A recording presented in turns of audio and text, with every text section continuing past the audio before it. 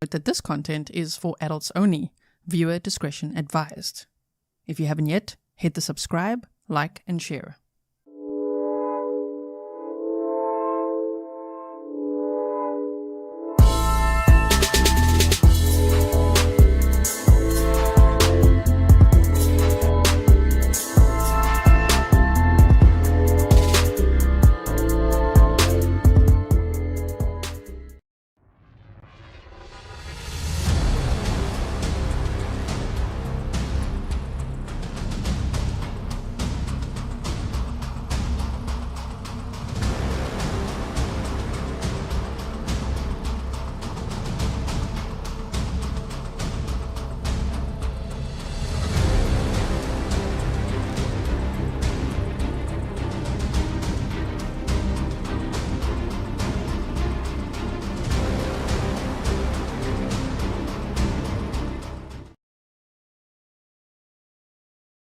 Hello everyone and welcome back to another live stream with me, Gisela K. This is Grizzly True Crime, and today we are here to continue watching the Ana Abulaban trial. Okay, what we can see, remember they're not live streaming it, that we're only getting little bits of the trial provided by Court TV, which is fantastic. I'm so glad we can see something because what a trial has been. Today we're going to be watching the closing arguments. Okay, welcome to all my moderators. Thank you so much for everything you do. Welcome to all my patrons, members, subscribers, anyone that's new over here, and friends and family of the victims in this case. If you don't know much about this case, or if you don't know anything about this case, I hope you'll check out the description box. There's a write-up there for you.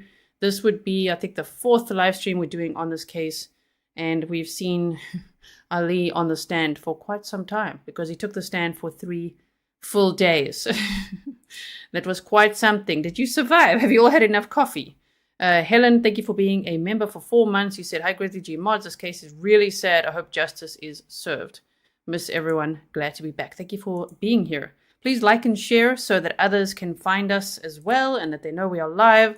I know that it's Memorial Day in the USA, which I know people say Happy Memorial Day, but I wish you a memorable Memorial Day. I know it can be sad for some. So I hope you're enjoying your day off.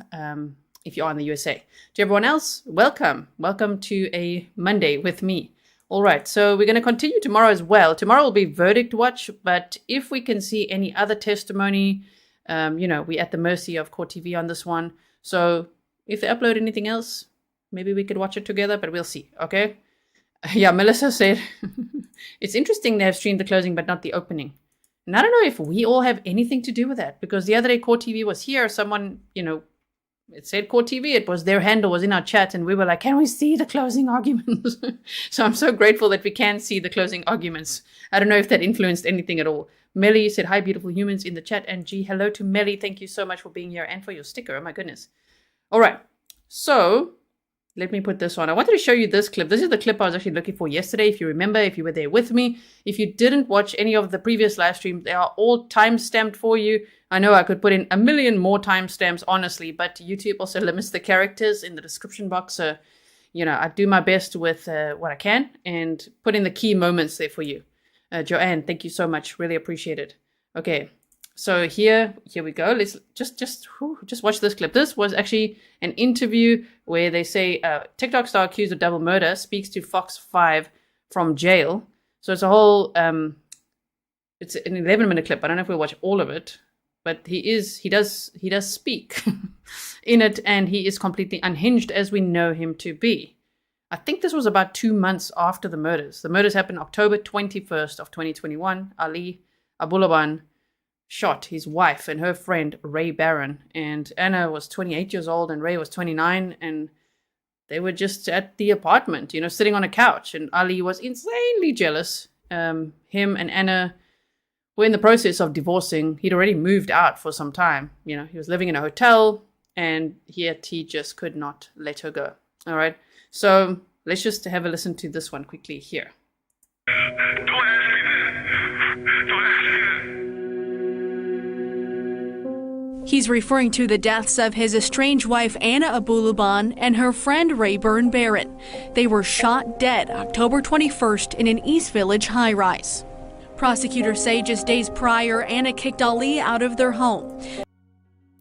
Also, as we found out yesterday, just days prior, he was fired from his work. I was also wondering, as all of you I'm sure were, why was he on this, temporary leave or like temporary disability? What was that all about? Well, because he wasn't showing up at work. He was literally doing so badly. And I think it's as his nose candy double nostriling increased. I think he wasn't functioning too well. So he installed a listening device on their daughter's iPad and used it to spy on his wife. Yeah, I was listening on the house with the iPad through my phone. So when you heard Rayburn's voice, you went I to... didn't recognize him. I didn't know who it was. But what were you thinking? I was freaking out. Oh my God, I caught her. Oh my God. There's a man. And then guess what? I hear nightmare. R&B music.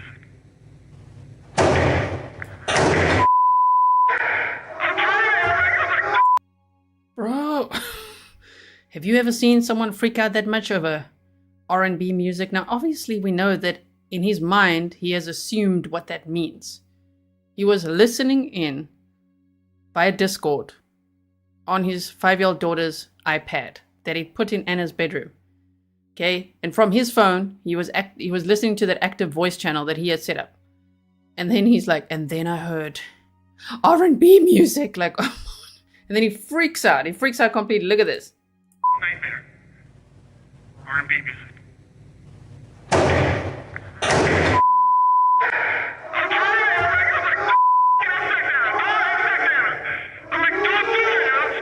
As you're driving to the apartment. What happens when you get to the apartment? I go up and I see them. What did you think? What did you think? They were... Nothing. I didn't need that. I don't know. It was a blur. And I felt like I was on the passenger seat of my own body. But when I opened the door and saw who it was, broke my heart. And to see her kissing Ray on my couch, with his feet on my table, with my I'm running my apartment, my life, in the house that my daughter sleeps in, on the furniture that I put together. What do you expect a man to feel? Okay, then. The relationship was over, though. And he was having sex with other women. Like, I can't. That's very volatile. He's completely unhinged. I just hope that the sentencing, whenever that may be, will go smoothly, that it'll be shackled. Even when the verdict comes in. I'm a little worried. I'm sure the court's got that under control. I really hope so. Wow. Okay. But, like, can you believe it? He's like, my wife. He's sitting, that rage is directed directly at Ray. He's like, he's sitting with my wife on my couch with his feet on my table on the furniture that I put together. Listen, people. He ordered from IKEA and he put that together. Okay? And how dare. I understand if one had to just compartmentalize that this man could feel that way. But I mean, no. The relationship was over. Anna made it very clear. And he'd been abusing her for years. This is a domestic violence case, if you didn't know, coercive control and stalking. Like, oh my goodness. Yeah, Mooney says all his possessions, mine, mine, mine. Everything, even the roses that he sent her on the day of the murders. He's like, my roses. Oh my goodness, okay. Well, I guess that's the end of my marriage. No! That's my family! Prosecutors say Ali confessed to both police and... Yes, he did. I'm careful with this clip because of all the music, so I'm just going to go a little bit forward, okay? Otherwise, they shut the stream down, maybe. It's not just about they're going to copyright claim. Sometimes YouTube literally is like, what's that music? Yeah, we're shutting the stream right down. If you're ever on those live streams on my second channel, you know all about it. Police say they have evidence against, I don't know what it is. So the prosecution says that you admitted to your mother that you did this, and then you pled not guilty. Can you explain that? No, I can't.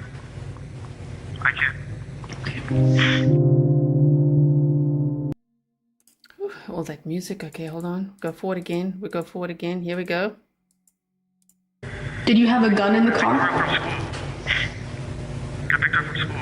So that I could drop her off at a safe location at my dad's wife's brother, who lived an hour away.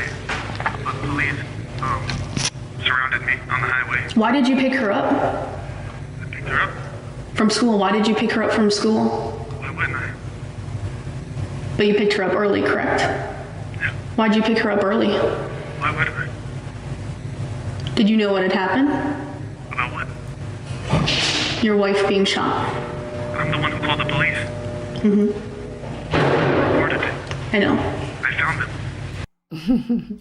Yeah, he's still sticking to that story. I reported it to the police. I called 911. I found the scene.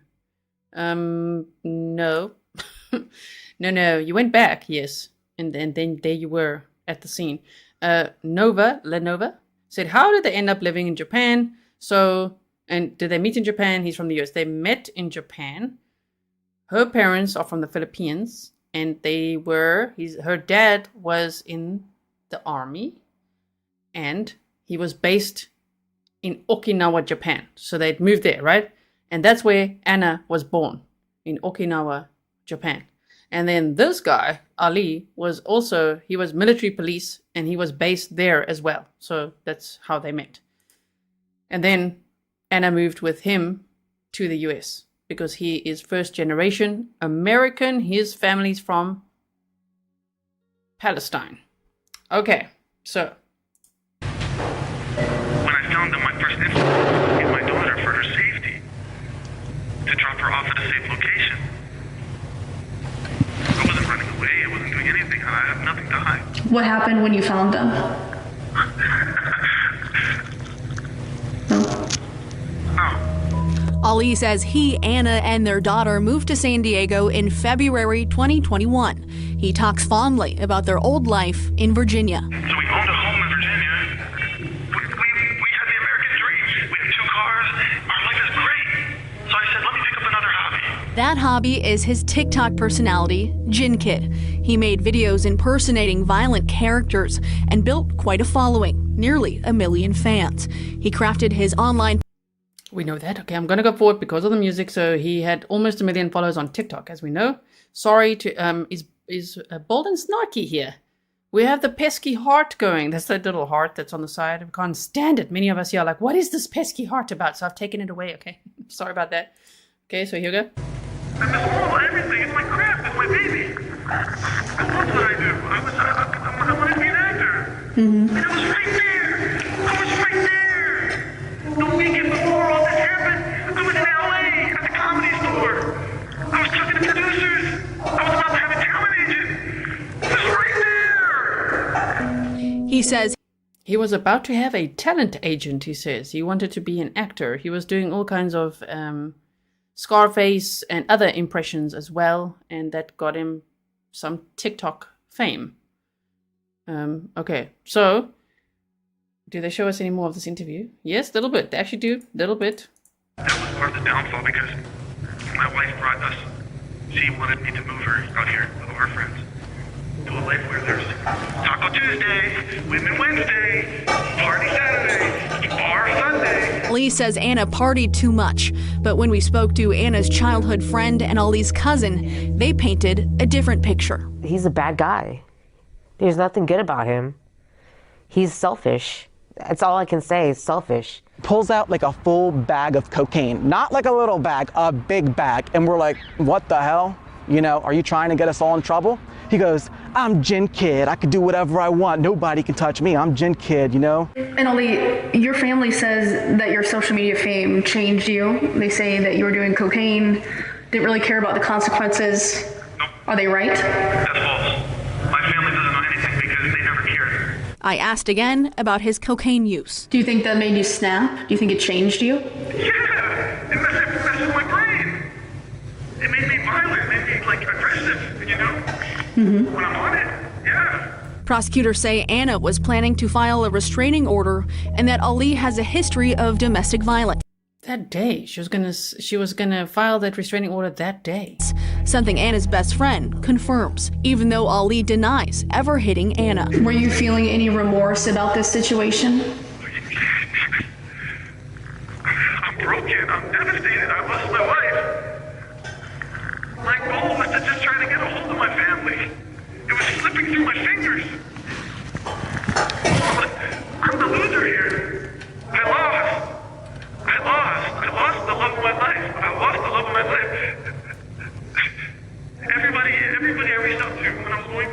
problem, and I couldn't get a hold of Anna. Dude, you gotta leave her. You gotta leave her. I know I gotta leave her, but I don't want to leave her.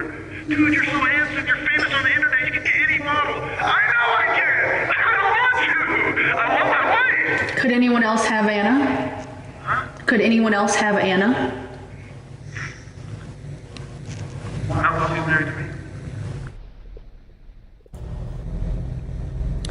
Not while they're married. But yet he could have others. Okay, I know we went over this yesterday. We're not going to go over it all again. We'll get so snarky. Our snarky pants will be on. Okay, so before we dive into the closing arguments, I quickly want to read something to you. Just hold on one second. Okay, so a criminal defense attorney, his handle is, he commented as DL, said that I need to correct what I said yesterday. So I'm going to, okay? Because remember, I'm not a lawyer. So I truly appreciate it when attorneys give constructive criticism. They don't attack my appearance or how I talk, the accent, where I'm from, whatever, because you get those, okay?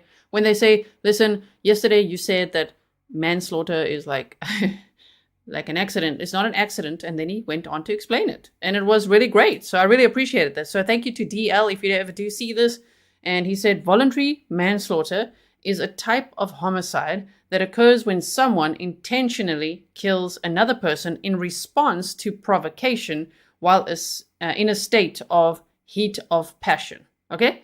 So that's important to note because, of course, just for us, just to even understand what the jury does decide on, they are deciding between first-degree murder, premeditated, second-degree murder, heat of passion, which is this, I would assume, it's this voluntary manslaughter charge, right? Because that's what the defense wants. They want this voluntary manslaughter reduced sentence because he'll get less of a sentence than first-degree murder. And he's got 2 counts, right, of first-degree murder that he's facing now. He could have faced the death penalty, but the prosecution decided not to pursue that. So anyway, or not guilty. Can you imagine if they say not guilty? I'll be like, what? They come back. Jury's back in 10 minutes. Not guilty. We'll be like, what? What happened there? Okay. So voluntary manslaughter is a type of homicide that occurs when someone intentionally kills another person in response to provocation while in a state of heat or passion. Second-degree murder involves killing someone with malice aforethought or intentional intent, but without premeditation. And first-degree murder is intentional homicide with premeditation. So I wonder, based on that, I mean, I know I put the poll up, 89% said that you think that, what would you vote? 89% voted on the poll premeditated first-degree murder. 9% said crime of passion. And see, I said second degree, and second degree involves killing someone with malice aforethought or intentional intent, but without premeditation. So it could be. This could be. I think the jury could choose that, right? But I think, in my personal opinion, that there was premeditation involved because of the history of the stalking, domestic violence, installing of the app, going there that morning, delivering the groceries first, then going there when he knew Anna wouldn't be there, vandalizing the apartment, all of that. In my mind, it's still premeditated. Okay, but we don't all have to agree, right? Okay. Rachel says, I heard Laura Richards say crime of passion isn't a thing, which makes sense to me. I mean, Rachel, I've heard it. It makes sense to me, but that would be, I guess, our layman's terms and not the legal terms, right? So the jury's going to have to decide on the legal terms. And then DL also said first-degree murder is intentional homicide with premeditation. I would vote for that. Let me know what you would. I would think that. I think there's so much that he did. The planning, going there armed, and just being like, oh man, he walked in on the scene and then, oh, wow, gun is in his hand. Like, the gun's already in your hand? Like, what the hell? Like, he was ready. Also, because he provoked himself. No one provoked him. He installed the app, he listened in, and then he provoked himself. You know what I mean? Ozzy's like, is not guilty even an option for the jury? I think so. Is it not always an option? Blue Eyes Crying said, Happy Memorial Day, Gisela, mods, and chat. Oh, thank you so much. Okay, so now let me fetch the closing arguments. Here we go. So yesterday, someone in chat, I don't want to say your name wrong, maybe you're here with us. I'll see. I'll look out for you. Said that I must be careful because in these closing arguments, they show a graphic picture of Ray Barron. I really wish that we knew more about Ray because we don't know too much. You know, we've heard a lot about Ali, of course, the killer who's confessed to it. This is all about did he premeditate it or not.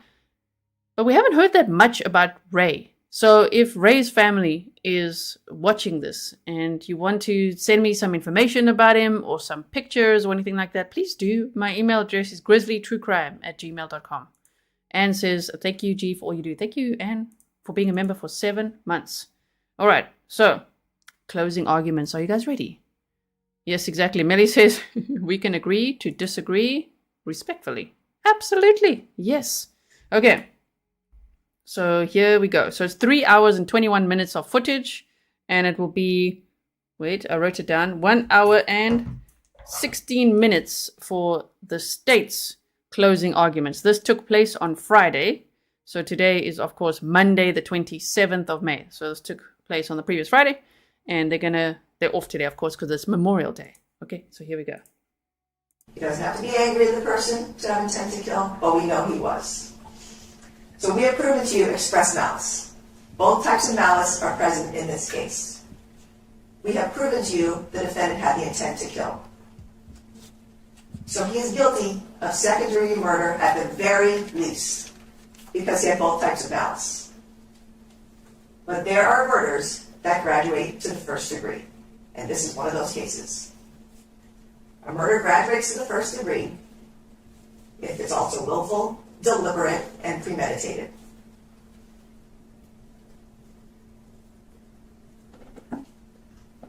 First degree murder is express malice plus willful, deliberate, and premeditated.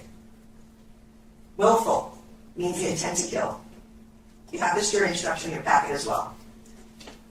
Deliberate means that the defendant carefully weighed the considerations for and against killing and decided to kill knowing the consequences. That's what he did.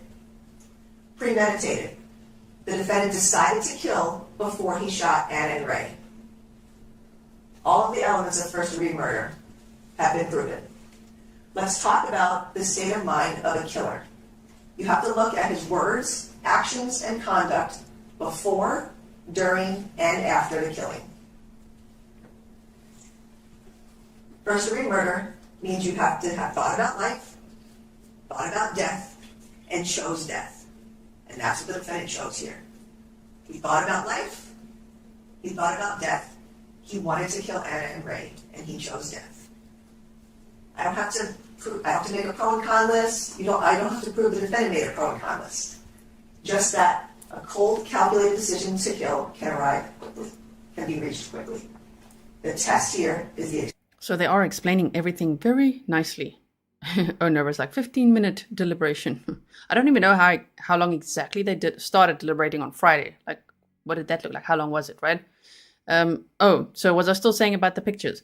I don't think I finished my sentence. That's right, Phantom. Wait, you said, did you defluff this? You wouldn't have missed the pictures. They seem to have blurred it.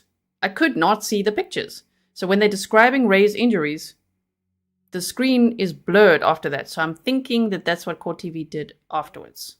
But if anybody has seen these closing arguments and you know that, okay, it's coming up now, I couldn't see it, okay? Tell me, it's coming up now. They're going to show a graphic image. I'll do my very best not to show that. As you know, I don't do that. Okay, so, what else did I want to say? No, we're continuing on. Extent of the reflection, not the length of time. It's 4th of July, and you want to go to the beach. And you're driving to the beach, and you're driving around, and all the parking spots are full. Every parking lot is packed. The street is lined with cars. You drive around for 20 minutes looking for a spot. You start to get frustrated. And you're driving on a main street, you're approaching a traffic light, and you see a car pulling out on the opposite side of the road. And you want to get that spot because you want to get to the beach. But you have to make an illegal U-turn to get that spot. Because your other option is driving around, making left or right turns at traffic lights to turn around to try to get that spot. And you see cars coming in the distance. and you know they might want that spot. So you have to make a decision quickly. Do I make an illegal U-turn and take that spot? Or do I wait and drive around the block hoping the spot's still available? So in that moment, you decide to make that legal U-turn and you got that spot. Now you didn't wake up that morning planning to violate the law. You didn't want to get a ticket, but you made a decision because you wanted to get that parking spot. That is premeditation and deliberation. Like that. Snap of a finger. That's how long it can take to make the decision to deliberate and premeditate and kill somebody. Hence, I would still vote that it's premeditated. I say the history, of the behavior, but also installing the app, provoking himself. No one else but him provoked him. You know what I mean? He broke into the apartment, a place he wasn't supposed to be. He hung around in the garage for a little bit. Didn't they say like 15 minutes just thinking about it? And then he went in there, How did he know there was someone in there? He provoked himself. I don't have to prove to you that the defendant premeditated and deliberated for months, weeks, days, hours, even minutes. What I have to prove to you is that he thought about life, he thought about death, he could make that decision quickly. But we know he did think about death well prior to October 21st. We know he had thoughts about killing, and we especially know that he had thoughts about killing Ana and Ray, or any man she was with, days prior.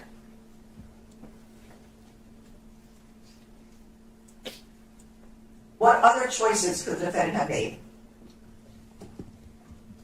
instead of killing Ana and Ray? When he heard Ana and the other man, when he was in the hotel, he already knew at that moment that she was with another man.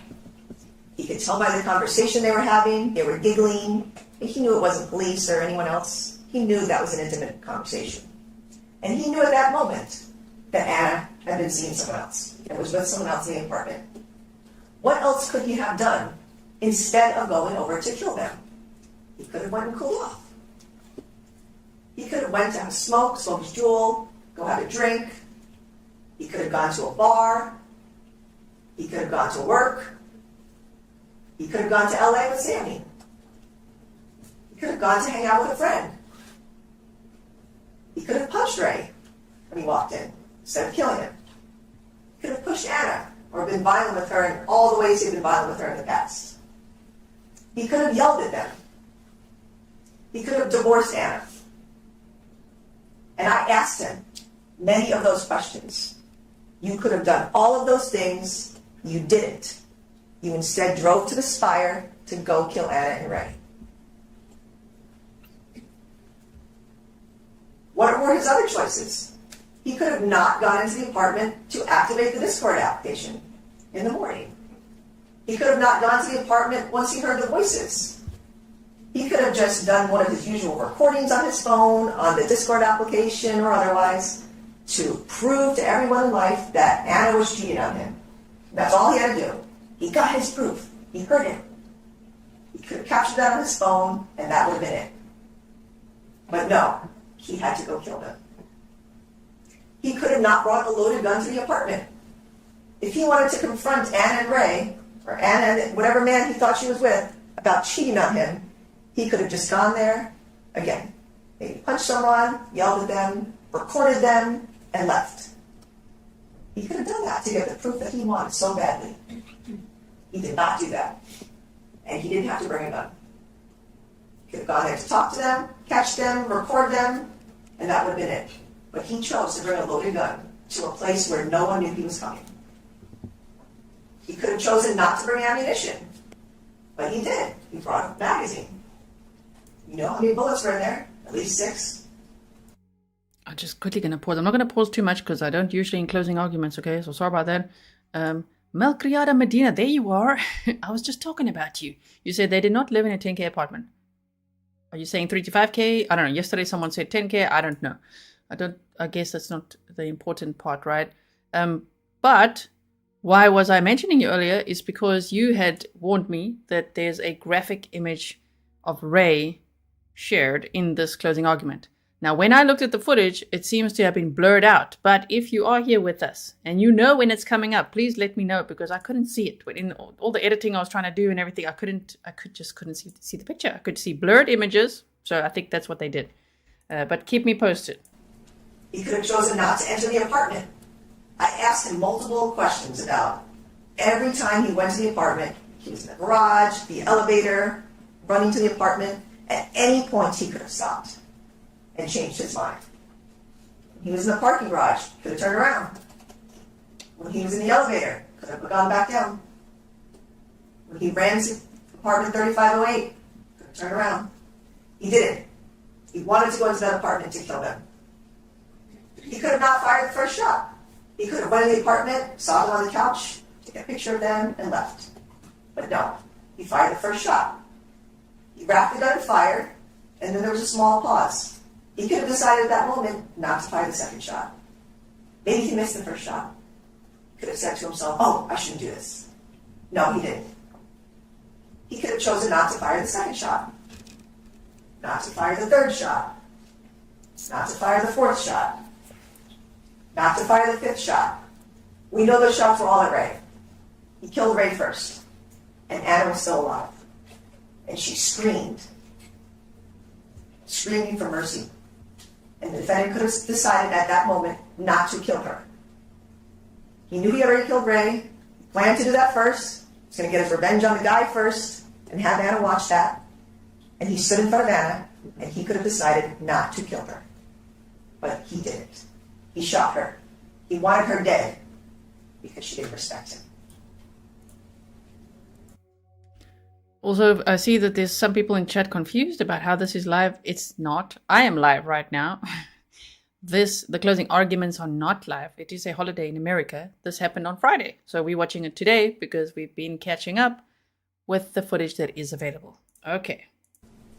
Let's look at all the choices he made, showing his premeditation and deliberation. He entered the apartment in the morning. He immediately activated that Discord application. He tried to tell you he did it at the end. No, he did not. He activated it 2 minutes after he got off the elevator. He hid the iPad so no one would see it, so Ana wouldn't see that he was spying on her. He trashed the apartment, made all these willful choices. He willfully spied on Ana, listened to her conversations, waited to catch her with another man. He caught her that day. It was pretty quick. He immediately left his hotel with his gun and his ammunition. He drove to the Spire. He told his friend, do not contact Ana, because he wanted to ambush them. He armed himself with that loaded gun. He holstered his gun. He walked to the elevator. You saw him, those pictures in the video with him tightening his belt because he already armed himself. He pressed play on his phone to do that audio recording before he entered the elevator. He pressed the 35th floor. He rode the elevator, and then he ran to the apartment. These were all conscious, willful decisions that he made. I agree. Let's talk about his willful choices during the killing. He pulled out the gun.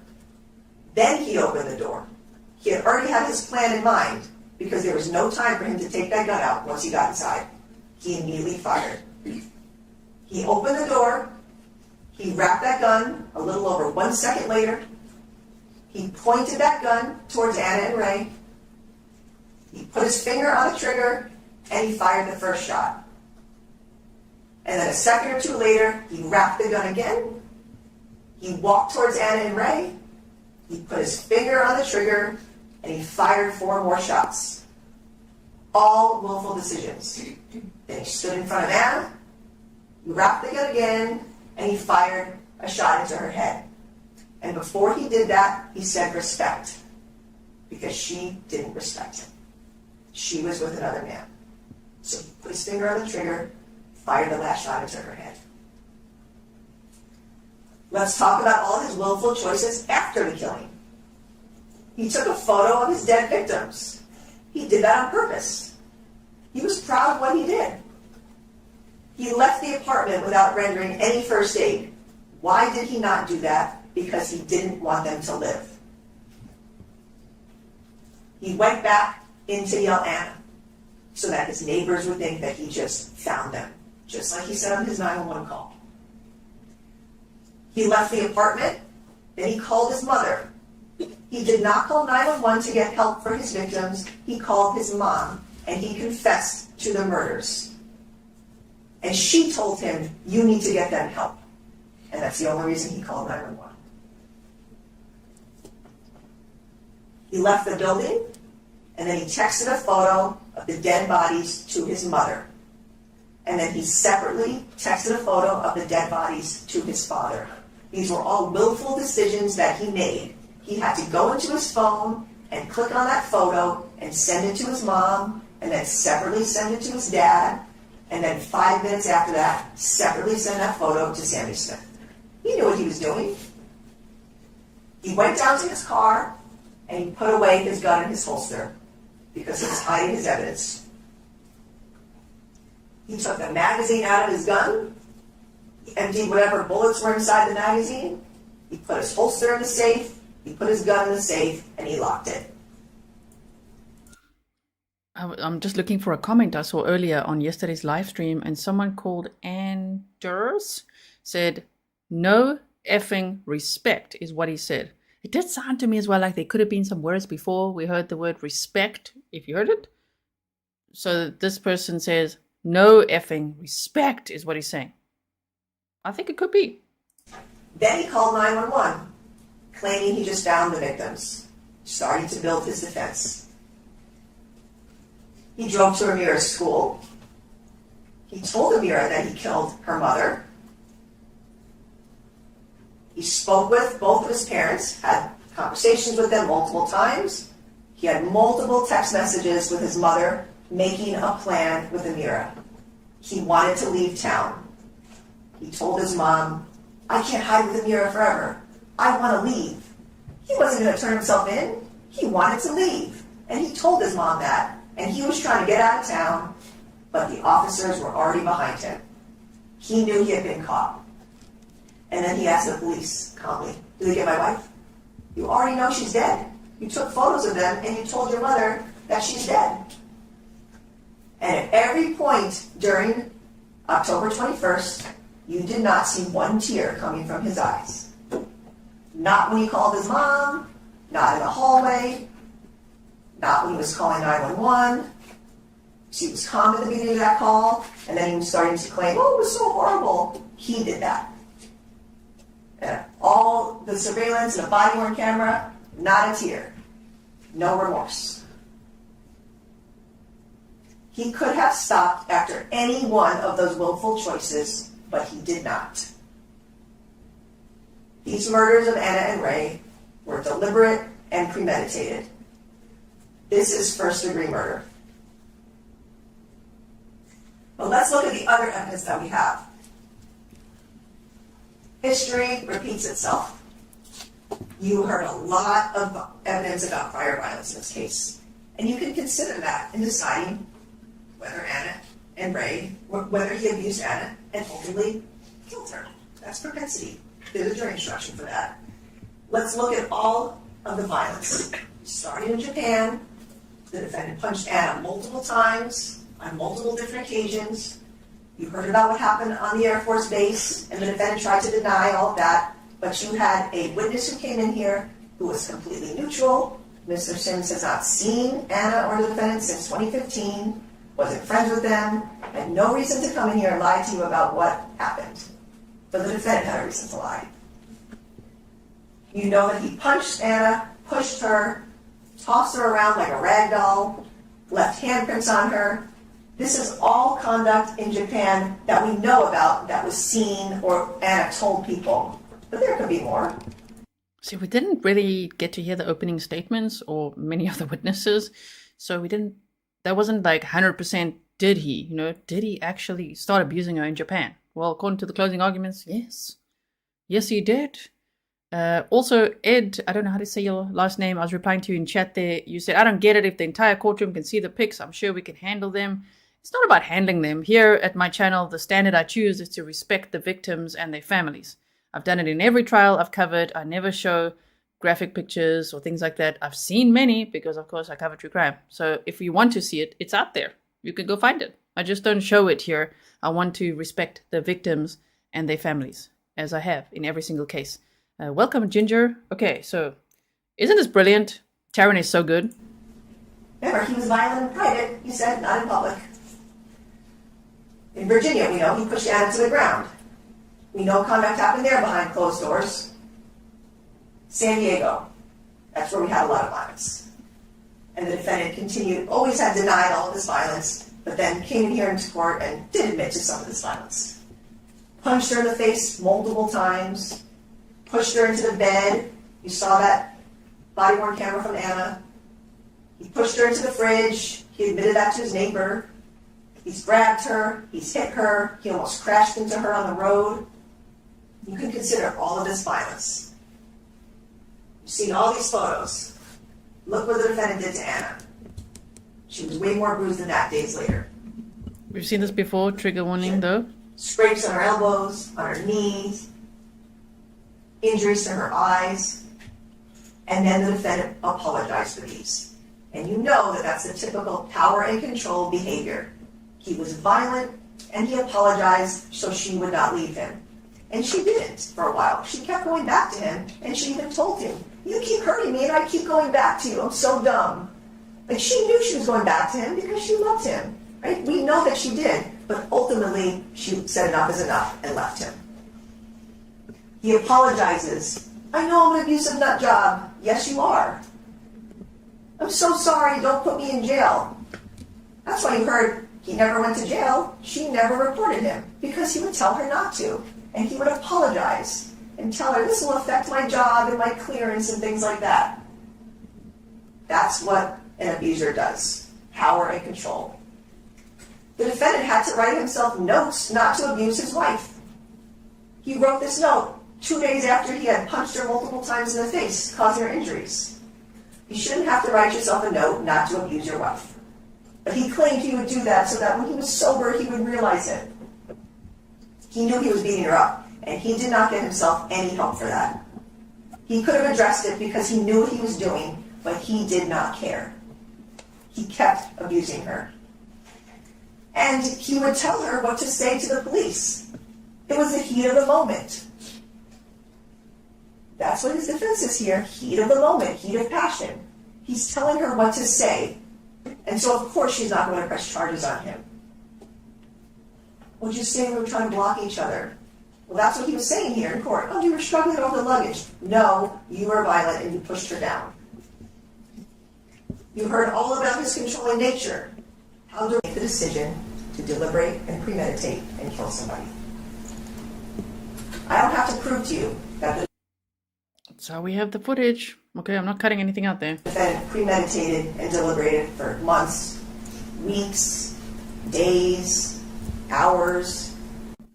What I have to prove to you is that he thought about life, he thought about death, he could make that decision quickly. But we know he did think about death well prior to October 21st. We know he had thoughts about killing, and we especially know that he had thoughts about killing Ana and Ray, or any man she was with, days prior.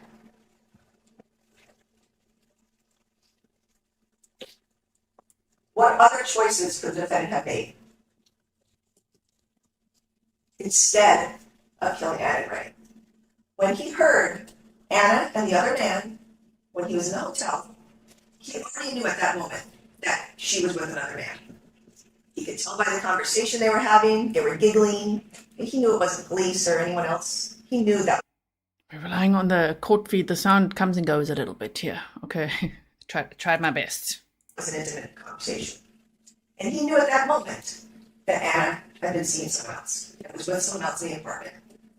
What else could he have done instead of going over to kill them? He could have went and cooled off. He could have went to have a smoke his jewel, go have a drink.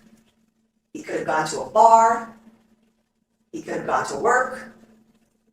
He could have gone to LA with Sammy. He could have gone to hang out with a friend. It's a repeat of what we heard, no? Sounds like it. Is it deja vu or is this a repeat? I've just got the clip. All I did was download the clip and try to boost the sound, the color, and all the things. So, okay. We're listening. Either way, we're 21 minutes in today. We've got 3 hours and 21 minutes of footage, okay? He could have punched Ray when he walked in instead of killing him. He could have pushed Ana or been violent with her in all the ways he'd been violent with her in the past. He could have yelled at them. He could have divorced Ana.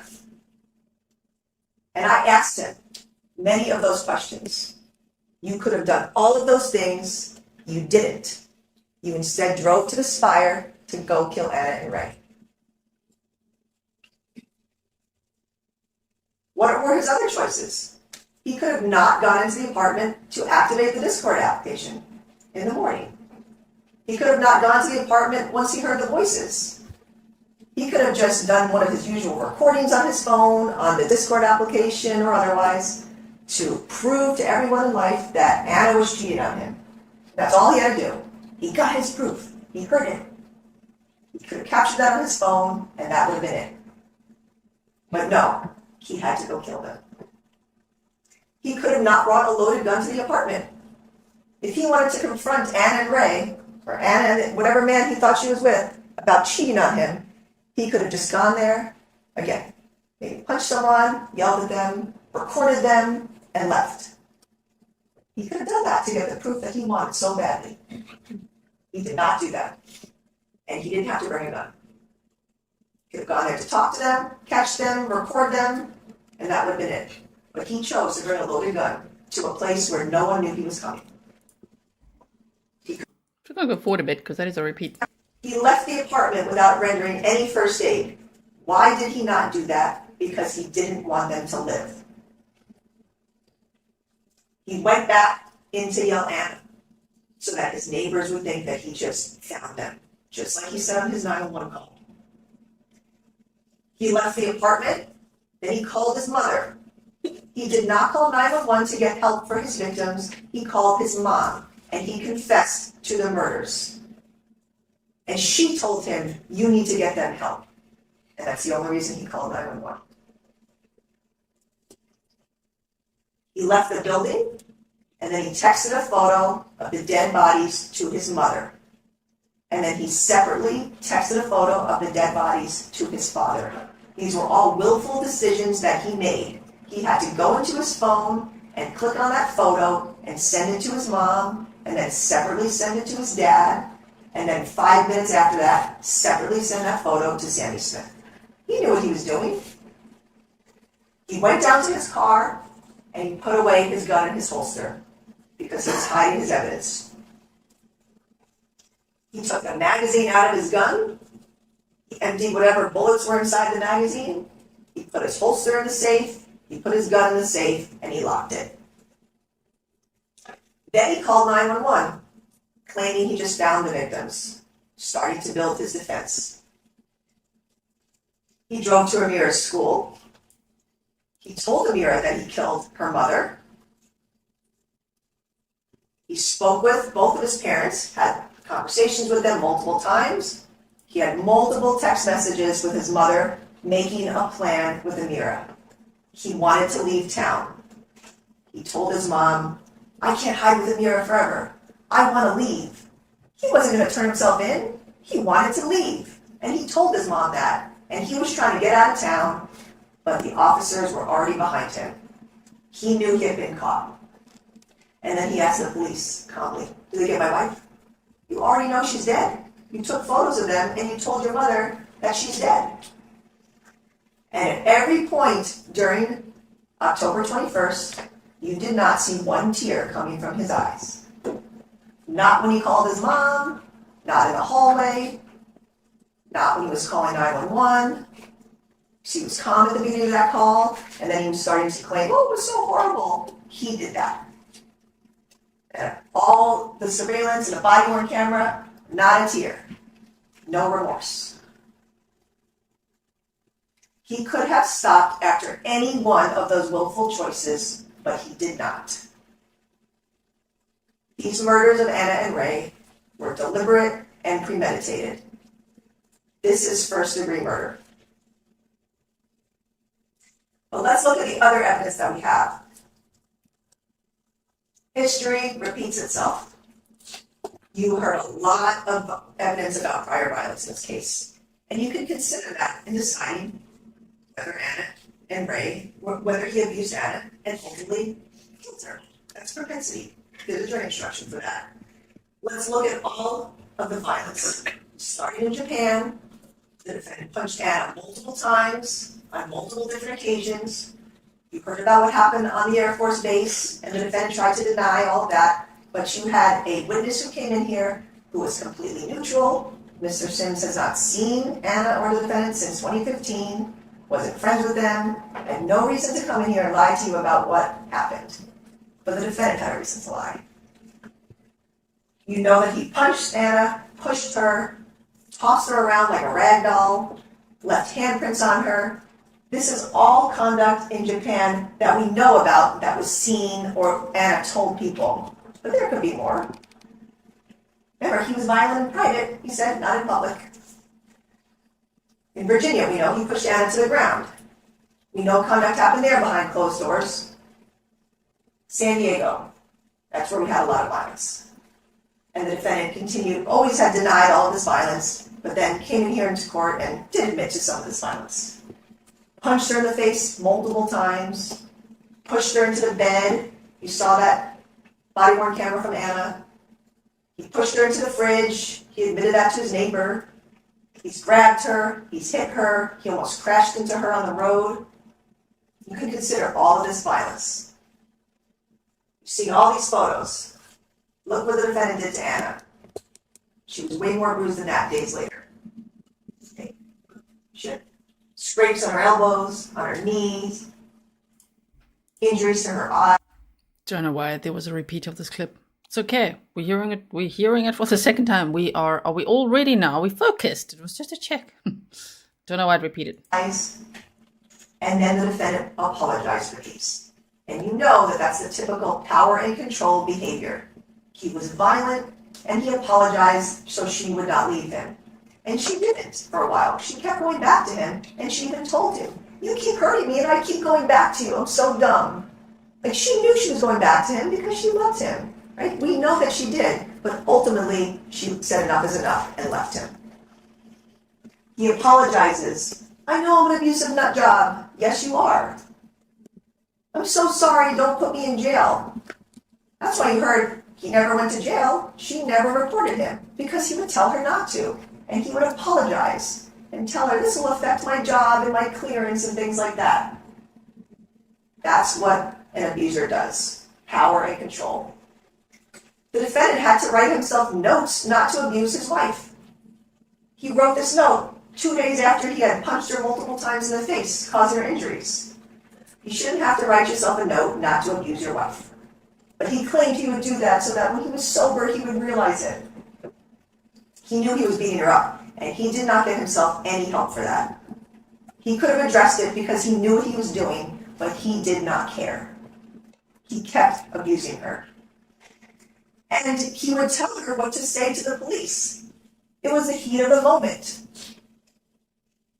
That's what his defense is here, heat of the moment, heat of passion. He's telling her what to say. And so, of course, she's not going to press charges on him. What'd you say we were trying to block each other? Well, that's what he was saying here in court. "Oh, you were struggling over the luggage." "No, you were violent and you pushed her down." You heard all about his controlling nature, how derogatory he was towards Ana and towards a lot of people in his life. He would talk for Ana, force her to stay home, told her who she could and could not be with, told her what to wear and what not to wear, what men she could talk to or not talk to. And he told her, "Oh, don't talk to that guy Ray, I don't have a good feeling about it." He was possessive and controlling, and that's how he was with her during their whole relationship. It was power and control till the very end. In all the places they lived, he was controlling. And people saw that, and they came in here and testified about it. I'm not going to repeat every vile thing he said on all those messages, but you all heard them. This is the way that he would treat Ana. September 8th, called her a fucking bitch because she was going to put him in jail. Goodbye to your citizenship, Miss Filipino. He was degrading to her, and he did that on a live recording. And you could tell in these recordings how mad he was at her friends, and they were to blame. Oh, she's going to be a hoe with all her friends. You let your friends disrespect me over and over again.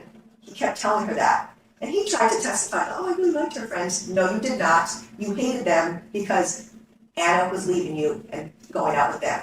She was trying to have fun in a world where you were always violent and controlling with her.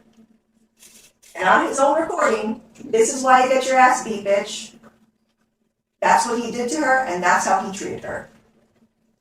And in those recordings in October, you heard him tell her that she was depriving him of sex, that they hadn't had sex in a month.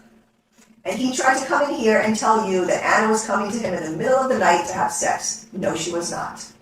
The last time you heard about them having sex was September 21st, when we know she went back to him. That is the last time they had sex, and there is zero proof that she ever went back to do that. Not in any text messages, and of course the defendant's going to say that, because he's the only one here that can talk about that. However, when I confronted him with that wedding, he said, oh yeah, no, that was in September. It's because we found evidence that that was a date. Okay? There was zero sex in October, and he was telling her about that. So when he comes in here to tell you that he was provoked and Ana kept coming back to him, no, she was not. This is how he treated her. You are trash. You are garbage. You don't have the right to deprive me of sex. Yes, she did, because she was leaving you. He kept telling her in many different messages, you are not single, you dumb bitch. He wouldn't let her go. She wanted to be single. She didn't want to be married to him. She told him that over and over, but he refused to accept it and kept contacting her and stalking her and wouldn't leave her alone. Ana would protect him. You heard about that. She would defend him at first in Japan and even in San Diego. She blamed herself for the violence. She didn't want to call the police or get him kicked out of the military. She didn't want him to lose his job. She didn't want it to affect Amira. She cared about her daughter. And she even said that in the text messages. Like, I don't want Amira to be affected. And she told her friends that. So she was trying to be cordial with him at times and let him see Amira. That doesn't mean she was going back to him. She went back to him up until September, but then that was it. And she wanted a restraining order against him. You heard so much about this. She wanted one. She told multiple people. She told the defendant. And over, the defendant and her family would convince her not to get one. So when the defense makes a big deal about the fact that she never actually got one, it's because she was told over and over again not to. Your dad begged me not to. You know, the defendant in multiple texts begged her not to. Oh, this will be a long little road. My job, things like that. That's why she didn't do it. She was trying to protect him. Look at all the people that came in and testified that they were scared of the defendant. Her friends. Ashley came in here, and Ana told the defendant multiple times how scared she was of him. Why would she ever tell him that she was dating Ray? She doesn't want to be abused again. Of course she didn't tell him. And defense made a big deal about that during this trial. And the defendant kept testifying. I kept asking her, and she never told me. Why would she? She wanted to move on. She didn't want him to be violent with her. Let's talk about these other women. The defendant over and over again told Ana that she couldn't be with another man. Who were you cheating with? But he could do whatever he wanted. She could not. He had sex with Ashley. He can tell you over and over that he did not do that, but we know he did. You saw that poor girl come in here and have to testify about all those sexual acts. And you saw her demeanor, and you can consider that. He wasn't comfortable having to testify in front of strangers about everything that she did with the defendant. But she came in here and she told the truth. And the defendant, multiple times in his Instagram, said, oh, I fucked some Latino chick. I fucked this girl. Because he did. And he's trying to come in here and say, no, I only tried. No, you. Pause quickly. ASPR said, is verdict tomorrow? I wish it was live. It's verdict watch tomorrow. I don't know if it'll come in tomorrow, but I also wish we could see it live. How are we going to know? We're going to be refreshing on X and on Google the whole time, hey? Did not. And he did multiple sexual acts with her. He called her multiple times trying to hang out with her afterwards, asking her to lie for him. And that was okay for him to do. But she was shamed about it. About sleeping with a stranger he didn't know. She's not a child here. He is. He could do that. He could look up multiple escorts and multiple different dates. He tried to lie and tell you that, oh, I only looked up the escorts when my friend Chris Faison was in town. No, you did not. You looked up other dates. He wanted to meet up with a prostitute. You heard that from his friend Jean. He wanted to go to a strip club with Anna's friend Cassie. You heard about that. You saw photos he took with other women. He was flirting with other women online, looking up other women's profiles. Again, this is all okay for the defendant to do. He's separated from Anna. He's free to do whatever he wants. But he can do all of these things, and she cannot. And he told you that she could not. She could not be with someone else. Let's look at the timeline leading to October 21st. Sometime before September 15th, Anna moved out.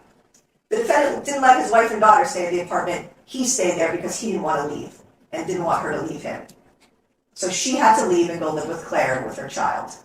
She didn't leave Amir with the defendant, the violent abuser. She took her child. The defendant slept with Ashley September 15th. And then after Anna had slept with the defendant, she told him, I'm done. You saw so many text messages, September 23rd and on, where Anna told him she's done. There was no sex text messages, nothing. Then October 1st, the defendant's starting to think about killing. Telling his cousin Anthony, I'll kill him. Now he can say all he wants that he did not mean that, but he did. He left all those terrible voicemails for Anna. So much hate because he hated her because she wouldn't go back to him. And he kept trying to get her back and she refused. So he assaulted her 4 days prior to killing her. On October 17th, Anna told him, and you heard that recording, I don't want to be married to you. I don't want to be with you. Over and over again in that car. And he wouldn't take it. No, can I just talk to you? And he wouldn't leave. She must have told him 20 or so times on a call, get out of my car, I will call the police. She did not want to be with him, and she made it crystal clear. And that night, he knew that she wasn't coming back to him. And he started carrying his gun. The day prior to the murders, he told this social media acquaintance that he would go to jail if he ever saw Anna with another man. Because already in his mind, he's thinking about killing. He's thinking about killing any man that she's with. And he told somebody that. He quits his job the same day. He's going to kill 2 people. Over and over, again, during those text messages that you've all been read in court, seen in court, the defense will argue that she provoked him, she kept going back and forth. No, she did not. She told him over and over between October 4th and October 21st in those texts, I don't love you. I'm scared of you. I'm not safe. You are harassing me. Leave me alone. Let us move on. She flat out told him, I don't want to be with you. There was no confusing what Anna meant. And of course the defendant would say, well, she would in person give me a hug or tell me things. Well, he's the only one that you can rely for that. And you know he's a liar. She made it clear. Let's look at some of the searches again. Searching for escorts. Searching for how to plant a listening device. Those searches began on October 17th. Over and over and over. Multiple websites he searched. Audio monitoring. Audio surveillance. How to plant a listening device. Because in his mind, he's already making a plan to catch her. And he wants to know how to do it. So he's searching and trying to figure out what to do. He reads this article, husband turned into stalker and planted spy devices in ex-wife's bedroom. And sure enough, that's what he did. Planted a spy device in his ex-wife's bedroom. He's searching for decapitated heads on October 17th. He's searching for chopped bodies. This time frame is important because he's doing these searches starting at 10:30 p.m. We know Ana and the defendant had dinner that night. They had 8 o'clock reservation. And by 9 o'clock, the defendant had already abused her. And she took those photographs of her eye. And an hour and a half later, he is researching chopped bodies and decapitated heads. That is not a coincidence. He tried to tell you that his friend Chris got a spam text message about the cartel and chopped bodies. That is ludicrous. And we know Chris visited him at the very beginning of October. So on October 17th, the defendant is not searching for chopped bodies randomly because of that spam text message. He is searching for chopped bodies and decapitated heads because he is already thinking about killing. More searches on October 18th. I wish we could see his face right now, as all this is being said. We can't see him. He must be sitting there so mad in the corner, Again, his wife doesn't want to be with him and made that crystal clear at that dinner and all month. And so he says, oh, I know she's cheating on me. I'm going to catch her. So he's searching again. How to listen to a room remotely. He reads this article. Is it possible to turn a mobile phone into a remote listening device? He's making his plan. And on the morning of the murders, he's searching for trash cans to chop up his bodies. Okay. He tried to tell us that he put, when he was inside the apartment and knew that Ana wasn't there and knew she was cheating and lying to him, that's when he searched for trash cans and assigned her profile picture as trash. First of all, who would do that to their wife? He's going to put a trash photo as her profile picture, but he lied about the timing of that because he first started researching it at 8:50 a.m. And then he accused me of doctoring the search. That's the search from his phone. Okay, we know it's at 8:50. We know the time conversion. He started researching the trash cans well before he went to the apartment because he was making a plan. Let's look at the day of the murders. You saw the surveillance footage and the still photographs. Ana left the apartment at 8:40, taking Amir to school.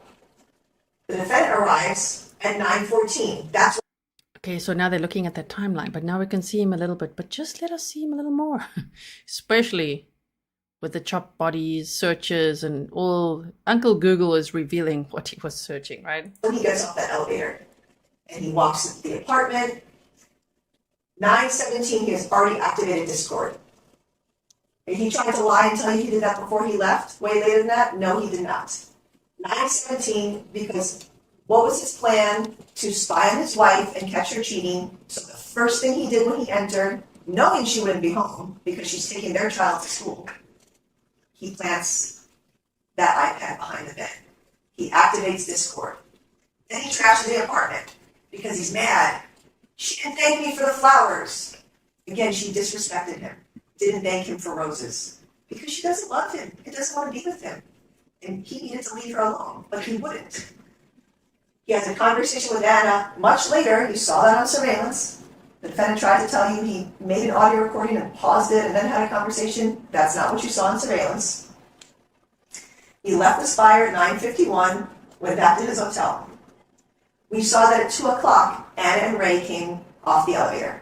So that's when they went to the apartment. And then the defendant started to pick up the voices. Because he's listening the whole time. He is not sleeping. He is listening to the voices. Listening to catch her with another man. And he got his chance. He caught her only a few hours after he activated that application. So sometime between 2 and 2:50, he leaves his hotel. He armed himself. He parked outside and ran to the parking garage, which he doesn't do. No one does that. There's lobbies. He ran to the parking garage because he was trying to hide what he was doing. He didn't want to be caught.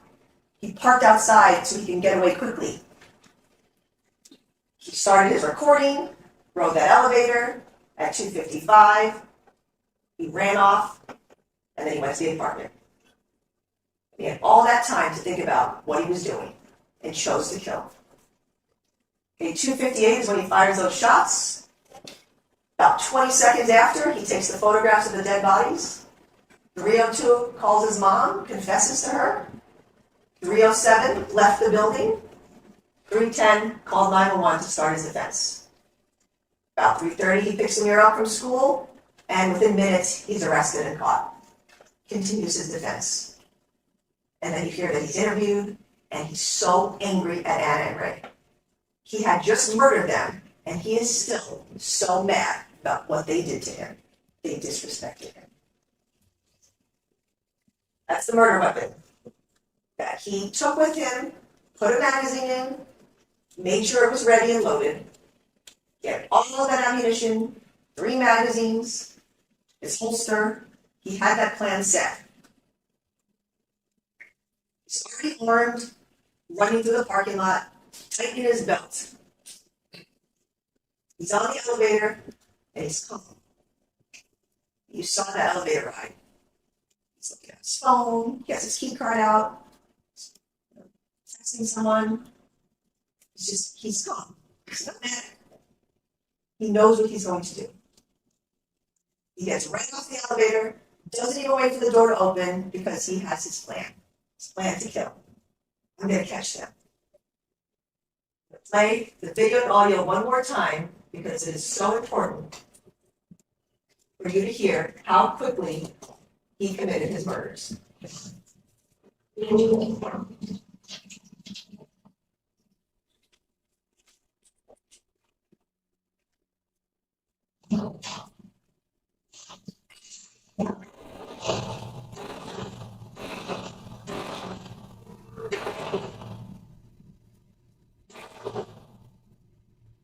And you heard that door open, and a second and a half later, he's firing. And the audio recording in his pocket. Listen carefully.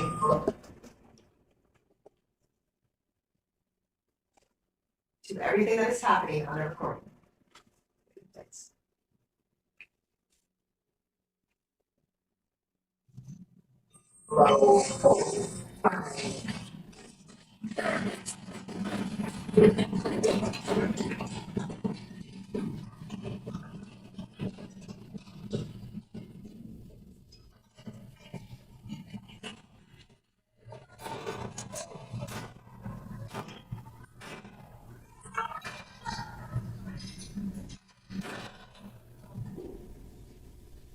You saw and you heard how quickly that was done.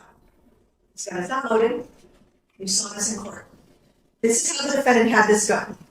It is on a holster. It's a left-handed holster. You saw Detective Escalante put it onto his pants. Okay, I don't have jeans, so I'm not going to do that. But this is how the defendant had his gun. It was inside his jeans, tucked in. And look how much of the gun in the holster is hidden underneath the jeans. So the defendant has to manipulate his pants, his shirt, just to even get to his gun. You saw he was wearing that baggy black sweatshirt. Okay, the gun's hidden. It's inside his jeans. And you saw how hard Detective Escalante had to pull to get the gun out. You did not hear that on that recording. Okay? That's because he already had the gun out. He had 0 time to take his gun out of the holster after he opened the door in order to fire that quickly. And he told you his whole story. How long did that take on the stand for him to tell his story about everything that happened before he started firing? Way more than 1.5 seconds. And then it takes time to get your gun out, which he also said, it wasn't out, it wasn't loaded, I only took it out when I got there. No, you did not. You already had it out because there was not enough time. And it takes time, and you have to pull it out and yank it, and that makes a sound, which it did not make on the recording. Because it was already out, he took it out while he was running to the apartment. You heard on that recording that he said the word respect. He can say all he wants, and that's not what he said, but he was the only man alive in that apartment when that word was said. And he said it because Ana had not respected him. Yeah, you could pause the recordings and see what time frames the shots were fired, but you know how quickly he fired because that was his plan before he entered. And it is so important, the fact that he already had that gun out and it was already loaded because that's his premeditation. Yes, I agree. He had the gun out already because that was his plan. It was already loaded with a round in the chamber. He could say all he wants that it was not loaded, but you see the evidence on the ground. That bullet in the dining room, when he rapped the first time, that's where that went. And then when he raps the second time and the third time, those bullets fall on the carpet. You saw Take Todd and Detective Escalante testify, but where the bullet comes out, when you rack the gun and pull the slide back, it comes out like this. And that's why the evidence is at the scene. And the defendant can tell you all he wants, that makes no sense, how all those bullets were at the scene. Yes, it does, because they were discharged from your gun that was already loaded. He knows that he has to say the gun is unloaded for him to have his heat of passion defense. It was loaded, and the bullet came out of the gun and fell on the ground. And you heard that clink. It makes a noise because it's falling on a hard surface. You know that that dining room was tiled. Okay? The gun was already loaded because he planned it and premeditated it. And then he took that photo of the bodies afterwards. You saw the diagram with all the evidence. You know that he racked the gun as soon as he entered, 1 second later, and then you see that the bullet falls there.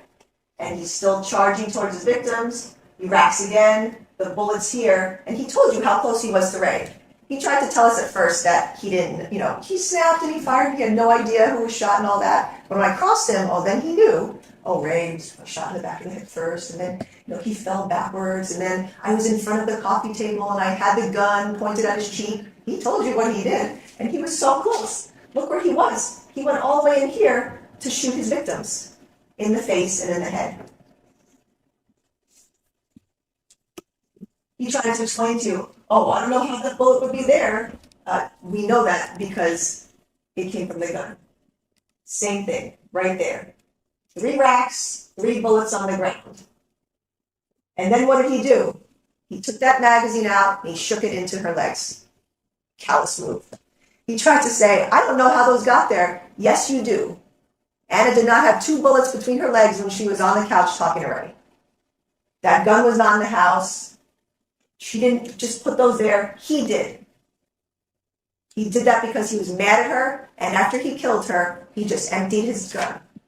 And that's why those are between her legs, and of course he had no explanation for that. Then he gets on the elevator and smiles. He was happy about what he just did. He's talking to Daniel. He has the dead body photo on his phone. He's hiding it from Daniel, of course, but he's looking at it.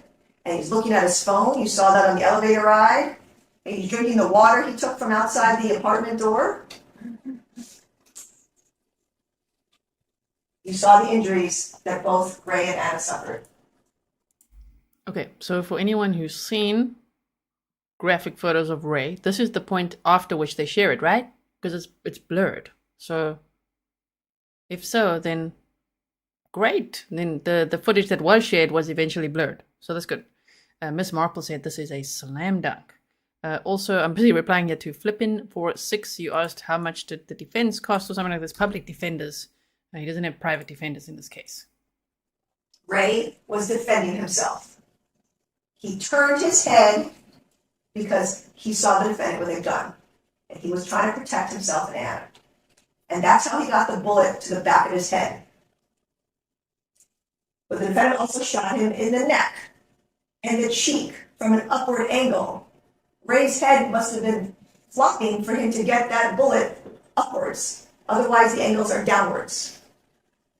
The defendant was so close to Ray that he left soot on his face. He did that because he was inches away and he wanted to hurt Ray and kill him in a cruel manner. He was close to his face and he fired that shot. Fired that shot in the back of the head. And then Ana. He stands right in front of his wife, who he claimed to love so much, but at that time he hated her. And he fired a shot into her head, killing her. What other evidence do we have here? You heard criminalists testify that the defendant's gun was operable. There was no malfunction issues. You know there wasn't because he fired over and over again quickly. All the shell casings found at the scene were fired from the defendant's gun. His DNA was found on the gun and some of the casings. Gunshot residue was found on his hands. The video and audio evidence is indisputable in this case, and he admitted it to his mom. Now, the defense will come up here and tell you that this is voluntary manslaughter. It is absolutely not.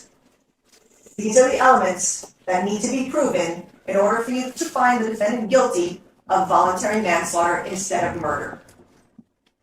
That the defendant was provoked. He was not. As a result of the provocation, the defendant acted rashly and under the influence of intense emotion that obscured his reasoning and judgment. In element 3, the provocation would have caused a person of average disposition to act rashly and without due deliberation, from passion rather than judgment. These elements are not proven here. There's other language in this jury instruction. Slight or remote provocation is not enough. It has to be sufficient provocation. Not simply that he was provoked, sufficient. And the provocation that they are claiming that Ana did was not sufficient. She did not provoke him. He is not allowed to set up his own standard of conduct. He cannot spy on his wife, plant a device, make a plan, and then later claim it was in the heat of the moment, in the heat of passion. And no, that is not true. A father is coming home from work, he had a great day, and he wants to go into his daughter's room and give her a hug. So he goes home, he walks into his 5-year-old daughter's bedroom, and he sees a stranger raping his child. He is so overcome with passion that he beats the rapist to death. That is the situation where voluntary manslaughter is applicable. That stranger's conduct was incredibly provocatory to that father. That father, as a result of that provocation, acted rashly and under the influence of intense emotion that obscured his judgment. His child was being sexually assaulted, and he was trying to stop it, and he ended up killing someone. The provocation in that scenario would cause an average person to act rashly and without due deliberation. That is not what we have here. There is not a heat of passion when you walk in on your separated wife who is not with you, on the couch with someone else, fully clothed, not having sex. And heat of passion does not apply when you walk into an apartment that you had bugged with a key card you were not supposed to have, to a fight that no one else knew was happening but you. And you brought a gun. That is not heat of passion. The defendant did not act out of passion. He acted out of a pattern of control and violence. It's provocation that would drive the average person to act rashly and from the aroused passion. The average person would not act rashly in this same situation. Ana did not provoke the defendant by leaving him and moving on from him without his knowledge. That is not sufficient provocation. That is not provocation at all. They are going to argue that she provoked him by talking to him, giving him hope. All of that was in his mind. She was not giving him hope at all. She made it clear, I don't want to be with you, I want to move on. And she was doing that. And she wasn't provoking him with Ray. She wasn't telling him, oh, I'm with Ray, who you hate. Oh, I'm with another man. She wasn't doing that to him. She wasn't taunting him like he did to her. This is not provocation. Ana did not provoke the defendant by hanging out with him on occasion with Amira. She was trying to be nice and let him see her child, even though he was abusive and she was concerned, but she still met up with him so he could see Amira. That is not provocation. Ana repeatedly told the defendant she didn't love him and didn't want to be with him. He wouldn't move on. That is not sufficient provocation by Ana that he would not let her go and move on. The defense can say all they want. The defendant can say, Ana did this to me, Ana did that. How did Ray ever provoke the defendant? He had a conversation with him in August of 2020 saying he was lucky to have his wife. Yes, Ana was very beautiful. Yes, Ray liked her. Hey, that is not a crime. That is not sufficient provocation. He did not tell the defendant, oh, is that your bitch? That's something the defendant is, of course, saying now. But what he told Julia at the time was, this is what Ray said to me. You're lucky to have your wife, which in his mind translated to, I want to sleep with your wife. Ray never said that to him. Even if Ray did say these things, it's not sufficient provocation. That happened over a year prior, their meeting. Ray and the defendant didn't have a relationship where Ray was provoking him. Ray didn't tell the defendant, oh, I'm sleeping with your wife. Ha ha. That didn't happen. It's not sufficient provocation. Ray was a single man entitled to date whoever he wanted, and Ana was separated from the defendant, and they're entitled to be together. Not according to the defendant, but they are. And that is not sufficient provocation by Ray to date Ana after she left her husband. The average person would not act rashly in this same scenario. You have to think about the cooling off period too. Look at how far the defendant drove after he heard the voices. Of course he was upset that he heard Ana with another man. Even if you believe the elements are met for voluntary manslaughter and heat of passion, which they are not, he had plenty of time to cool off. He drove all the way down to 5, that 15-minute drive, and thinking the whole time that he was going to kill. And he had plenty of time during that drive to think about, oh, I shouldn't do this. Okay, he had the 15-minute drive to cool off. He had the 5 minutes in the in the parking garage to cool off. He had that 3-minute elevator ride up, but stopped on multiple floors. 3-minute ride to cool off. That 9-second run of his to the apartment to cool off. There was plenty of cooling off time. And if enough time has passed between the provocation and the killing for a person of average disposition to cool off, then the killing is not voluntary manslaughter.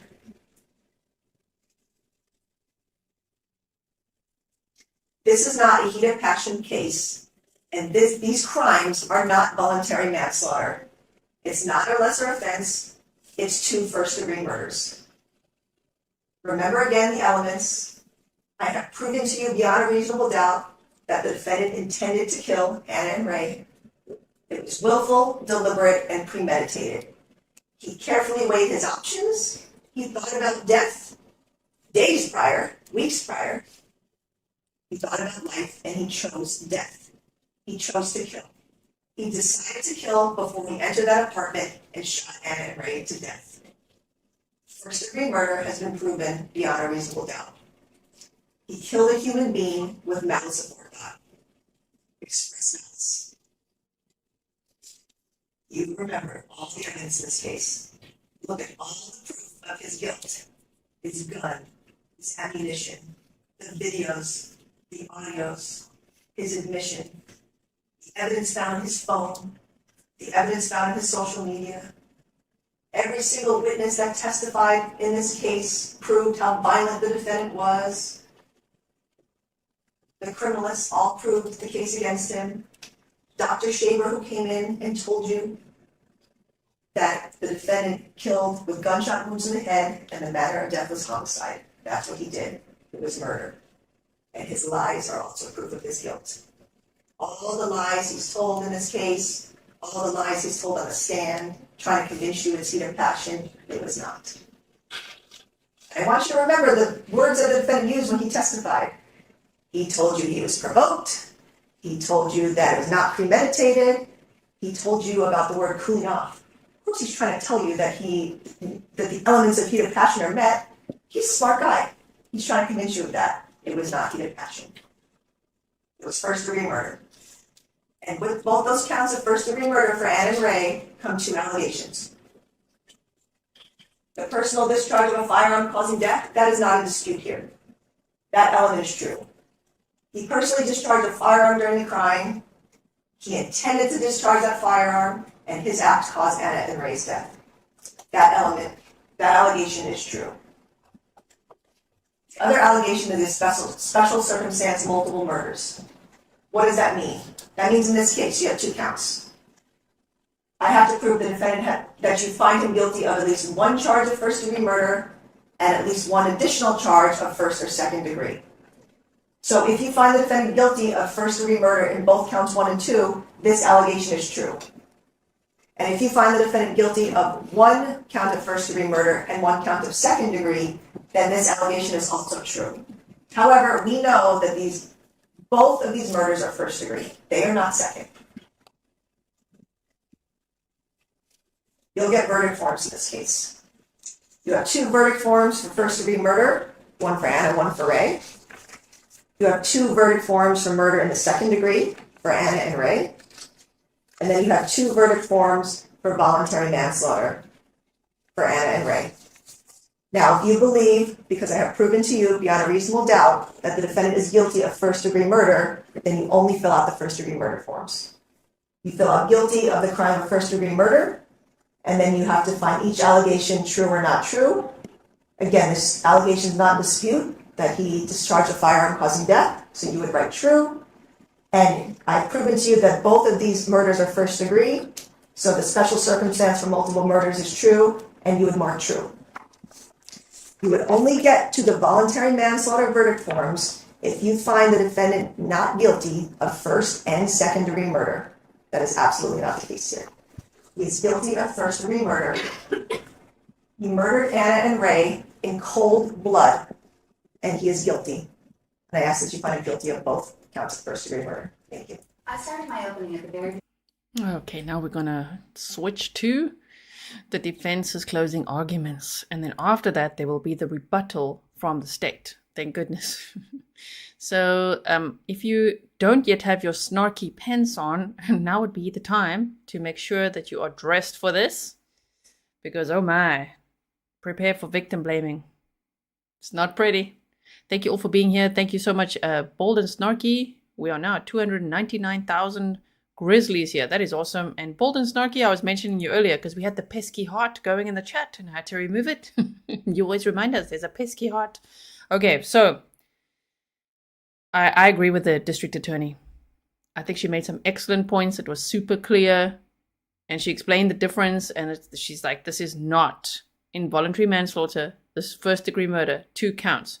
I see a lot of people saying this is like an honor killing, but it essentially can't be because he was gunning for Ray. He was so jealous of Ray, he killed Ray. Like, what about Ray? You know what I mean? If it was an honor killing, I mean, this guy wasn't even close to his family. I know he sent the pictures, but I in my opinion, I don't think it was. I think this is a coercive controller, domestic violence aggressor who was insanely jealous and coked up, double nostriling that day, couldn't let Ana go, childish, like really, he was so childish, so jealous and unhinged, volatile. And there are people that have said on Reddit, so take it with a grain of salt, but I've read there about people that said that they were with him at the base in Okinawa in Japan, and they said he was always volatile, he was an asshole, he was all these things, and I'm like, oh. And many people say there's always something off about him, you know what I mean? So it's not like something that just built up out of nowhere. He's been an abuser for a long time. I was also reading something about his brother, that his brother was shooting at random people, like the brothers also committed crimes with guns, and I'm like, what? So I'll have to deep dive that a little bit, because I'm like, what is going on there? So he does have a brother. And the brother was shooting at people and had to be evaluated in a psychiatric institute, all sorts of things. So we'll still have to look at that at some point. Mooney said the prosecution was exceptional, right? Okay, I'm just giving you guys some time just to put your snarky pants on. Papa Bear says, donning my snark. Are we ready? Are we all dressed for the occasion? Okay, here we go. I'm going to change the title up there. Of course, remember these closing arguments happened last week Friday. We're doing this delayed coverage either way, but so are the uploads delayed. For example, this is coming from Court TV. Footage credit is to them. I'm so glad that they are uploading some footage so that we could see. I wish it was the whole trial. I think that's up to the judge, essentially. But thankfully, there are cameras in the courtroom so that we can actually see. Look at these little cars here. I'm like, what are these all about here? Okay, so dressed and ready. Now it's defense. The defense's closing arguments. Are you sure you're ready? Okay, here we go. beginning of this case by saying that Ali was driven to the brink. and that this was even recognized by law enforcement officers who interviewed him after the shooting. The human heart is very complicated. That's probably something that we all know and that we can all relate to. And in this case, there were complicated things going on for both Ana and Ali. And unfortunately, Ana brought Ray into their complicated lives. When it comes to our feelings and our behaviors, and the way that we react to those feelings and our emotions, things aren't always black and white. And sometimes our feelings, our emotions, and our reactions take us to places that we never thought we would go, light or dark. Ali Abulaban is not a murderer. Yes, he killed Ana, the woman he loved, the mother of his beautiful daughter, Amira, and he killed Ray, a man with whom Ana was having an affair. And he cannot undo what he has done, but he did not murder them. He is not a murderer. The law is kind of funny sometimes. Sometimes it's baffling and sometimes it gets it exactly right. And the law in homicide recognizes and requires you to consider heat of passion. That is, what's going on in someone's mind at the time that something's happened. Because the law recognizes that human beings aren't robots. It's not as simple as an input and an output, and then we just react in a certain way. The law understands that there are circumstances and issues that occur that cause us to react in ways, sometimes unpredictably, and sometimes, frankly, all too predictably. And based on the reality of how human beings are, when an intense passion obscures reason and obscures the ability to think, sometimes there is a death. And that death is not murder. It's manslaughter. Now, is manslaughter an excuse? Is it a condoning of behavior? Is it a free ride out? No, it's not. It just means that how we label the behavior is appropriate and legally sound. What you need to find here, what the evidence has led you to in this case, is not murder, but manslaughter. When we're looking at the counts here, 1 and 2 charges of first-degree murder, we have to get to what this case is really about. And that is, was there severe provocation of Ali Abulaban? What evidence supports the conclusion that I'm asking you to draw that he acted in the heat of passion on October 21st, 2021? What facts and circumstances lead to a conclusion of manslaughter rather than murder? And so I want to talk to you first about the instruction so that you'll understand what I'm talking about when we get to those facts and how to apply it to the law. The legal instructions are not always obvious. His Honor read them for you. It's a rather simple packet for us lawyers. Probably sounded a little convoluted and confusing to you. You will have those packets in the jury room with you. You can read them and go over them for yourselves. I appreciate in advance your efforts in regards that once you get back to the jury room, you'll go through them, and I appreciate your attention now. I have several slides in a row with all language of CalPrem 520, 570, and 522. 522 is the idea of the effect of provocation. And this is a general statement about what you can do with this concept of provocation. Provocation may reduce a murder from first degree to second degree and may reduce a murder to manslaughter.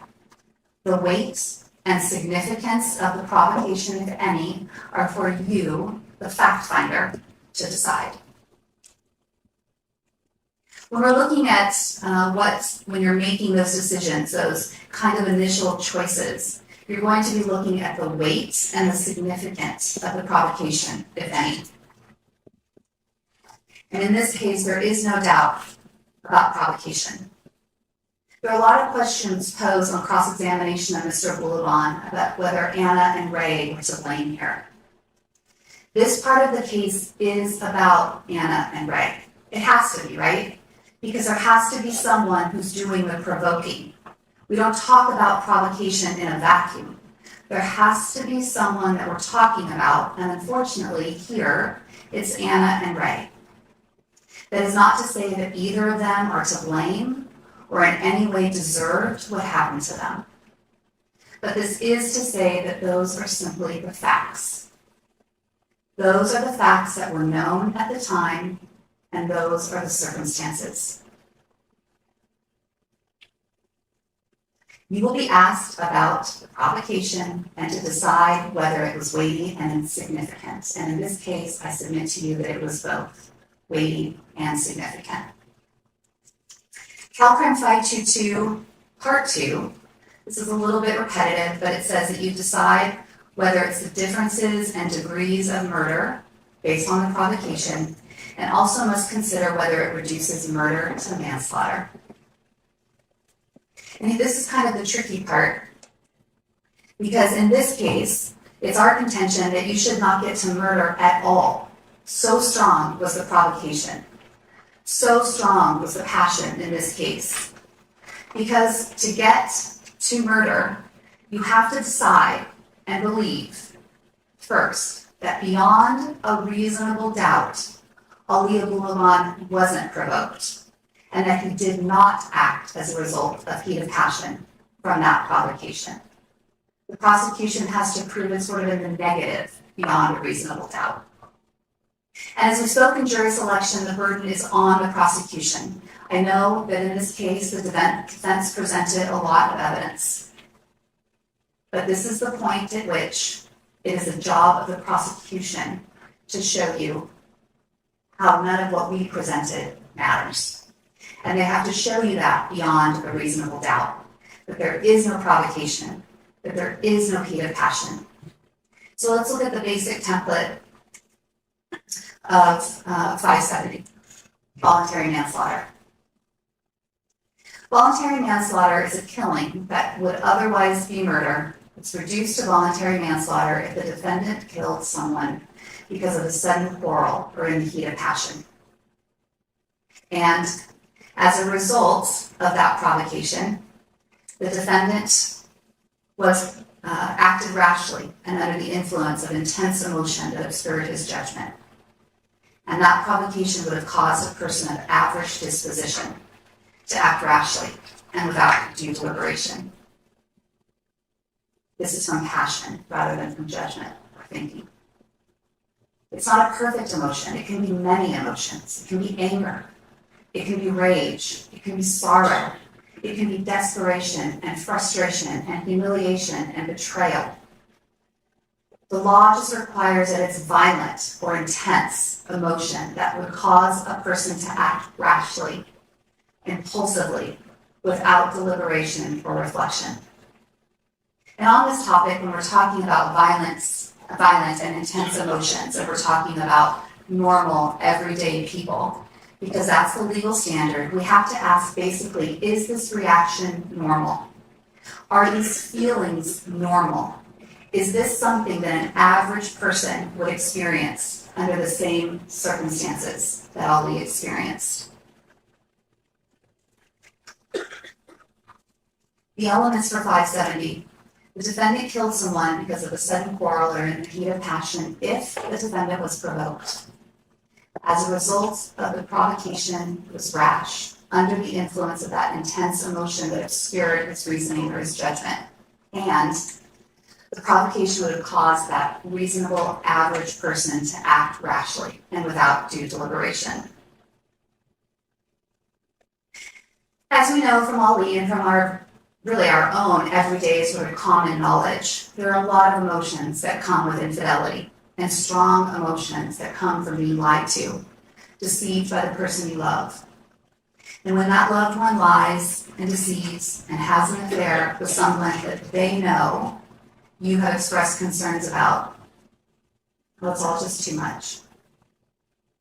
So we have two things, provocation and heat of passion, and that is the case here. The months of confusing and conflicting behavior compared to the words used. The painful story of marriage unraveling against the backdrop of breadcrumbs of hope being tossed out at the same time.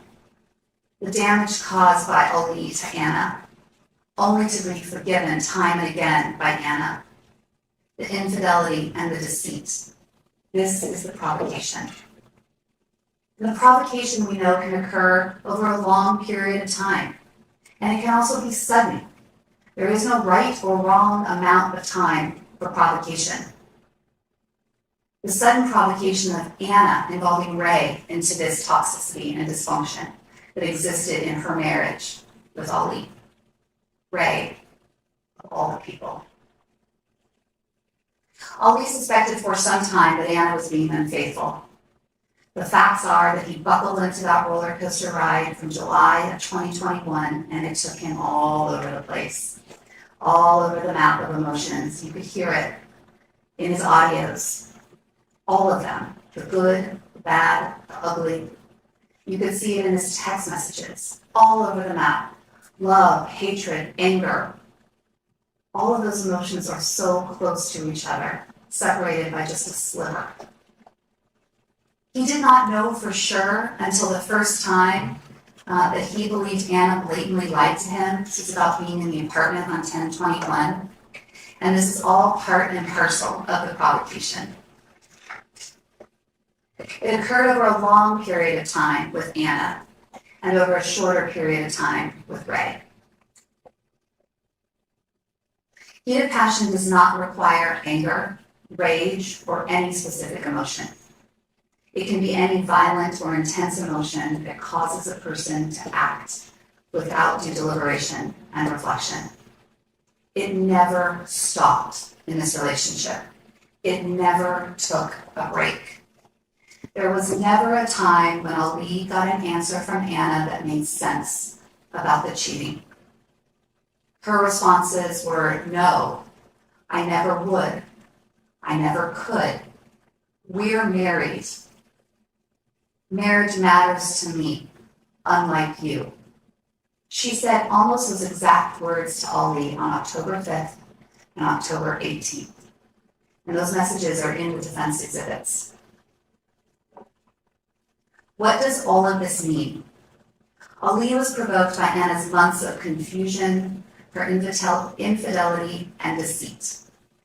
And he was provoked by Ray's involvement with Ana on October 21st of 2021. As a result of this provocation, he acted rashly, unthinkingly, and this obscured his reasoning and his better judgment. The provocation that he endured would absolutely cause a person of average disposition to act rashly and without due deliberation, from passion and not judgment. Exactly what CalCrim 570 requires for voluntary manslaughter. I think we all know that this type of voluntary manslaughter and this type of recognition in the law of emotion and how people react to things, that it's really written about infidelity. Infidelity has long been recognized as part of the human experience, something that has a provocative effect on our emotions, our reasoning, our judgment. Sexual infidelity, violation of trust, triggering feelings of abandonment, blows to confidence and self-worth, intense emotions. And these are emotions that in this situation come uninvited to us. Not that you want to feel that way, they just are there because of the circumstances and the facts. And they are made worse by many things happening to us, including drug addiction and mental illness.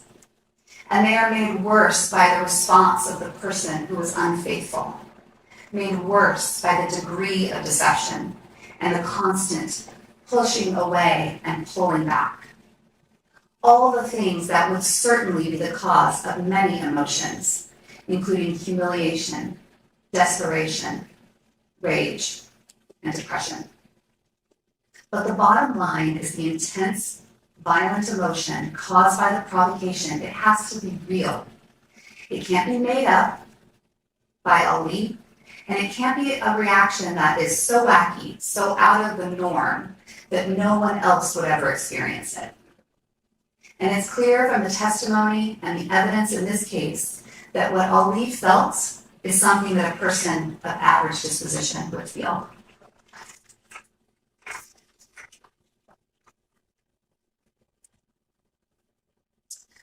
What CalCrim 570 means is almost as important as what it doesn't mean.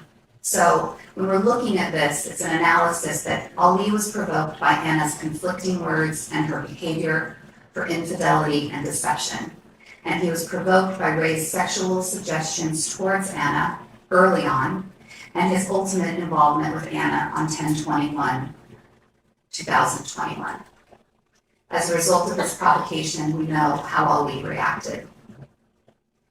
And we know that this is the same way that an average person would react under the same circumstances and the same set of facts. What 570 does not mean, as I was saying, is almost as important as what it does mean. This does not mean, however, that the person of average disposition would have acted in the same way that Ali did. In other words, you are not to consider whether the average person would have committed a homicide as a result of these intense emotions. Only that the emotions themselves would have been experienced and caused a rash or passionate response. Said in another way, you must not consider whether or not the exact rash or passionate acts done by Ali, that a homicide would have been committed by a person of average disposition. The question is, would a person of average disposition, in the same circumstances, in the same facts, had a reaction to the provocation?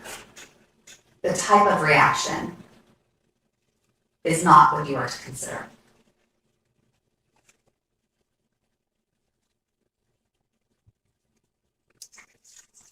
I can understand how that's a little bit confusing, maybe. Some of you might be thinking, wow, I mean, this person experienced infidelity, his first love, the mother of his daughter, being lied to over the course of months, and everyone's telling him he's wrong.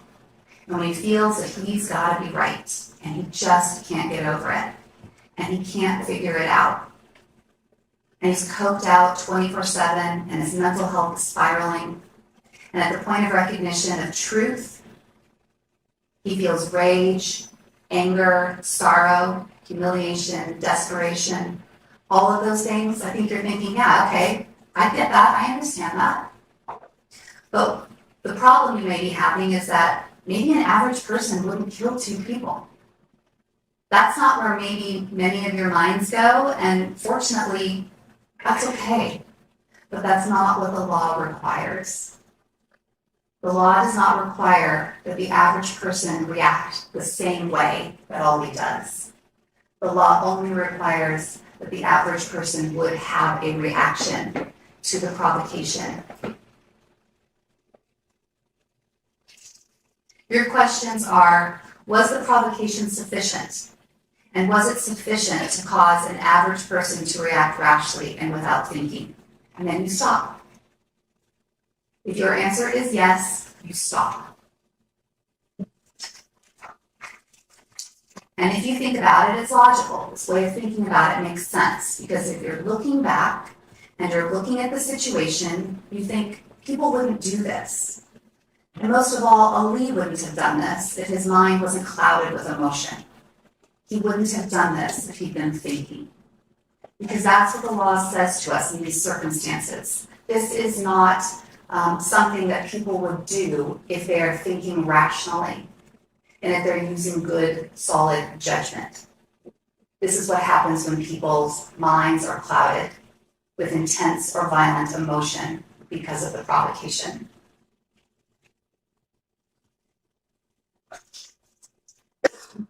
When you're looking at this average person, you're looking in the same circumstances as the actual situation. You need to see, okay, was there a cool-off period? Was there a time to cool off in that 4-month period, in that 24-hour period, in that 15-minute period as Ali is listening in live time on the Discord app to Anna with a man, laughing and making fun of him? You have to look at the circumstances of that day. Look at the depths of the circumstances leading up to that day. You look at what was already going on with Ali physically and mentally, his drug addiction, his mental illness out of control, the devastation he felt at that moment.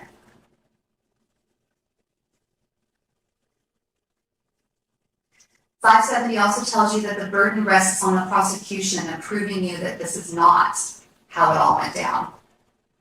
And the instruction says that if the prosecution fails to prove to you that this is not how it all happened, then you must find the defendant not guilty of murder.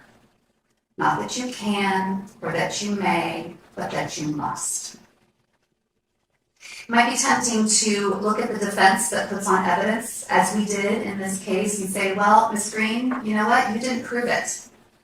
You didn't prove to us that Ali was acting under the provocation without judgment. But remember, it's not my burden. We talked about this in jury selection. I don't have to prove anything. I could sit in that chair, not ask a single question that might have made Detective Leahy happy, to not ask a single question. But the reality is, we put on evidence, we asked questions, we did an investigation, and we provided that to you.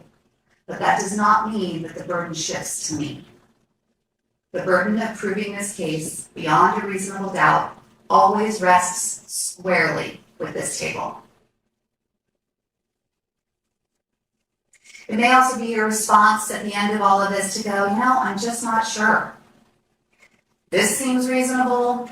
This seems reasonable. I just don't know. And I'll address that and those types of feelings that you may have at the end, but I'll give you a hint. Ali Abulaban gets the benefit of the doubt.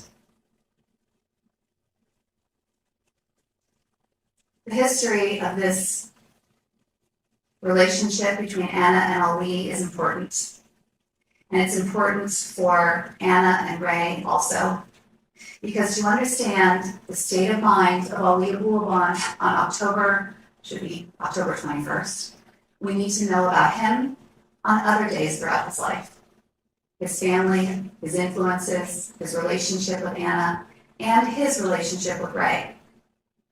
And to understand Ana, we need to know about her influences, her relationship with Ali, her plans with Ali, her plans with Ray, and how she thrust him into this dysfunction.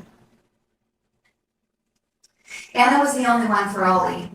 From the moment he saw her, she was beautiful, funny, effervescent, confident. She felt comfortable in her own skin. She was enjoying life to the fullest. All the things Ali wasn't, but he wanted so desperately to be. And after first getting together, they spent hours talking and learning about each other. Their conversations were deep and intimate. In Ana, Ali found someone who seemed to love him, almost in spite of himself.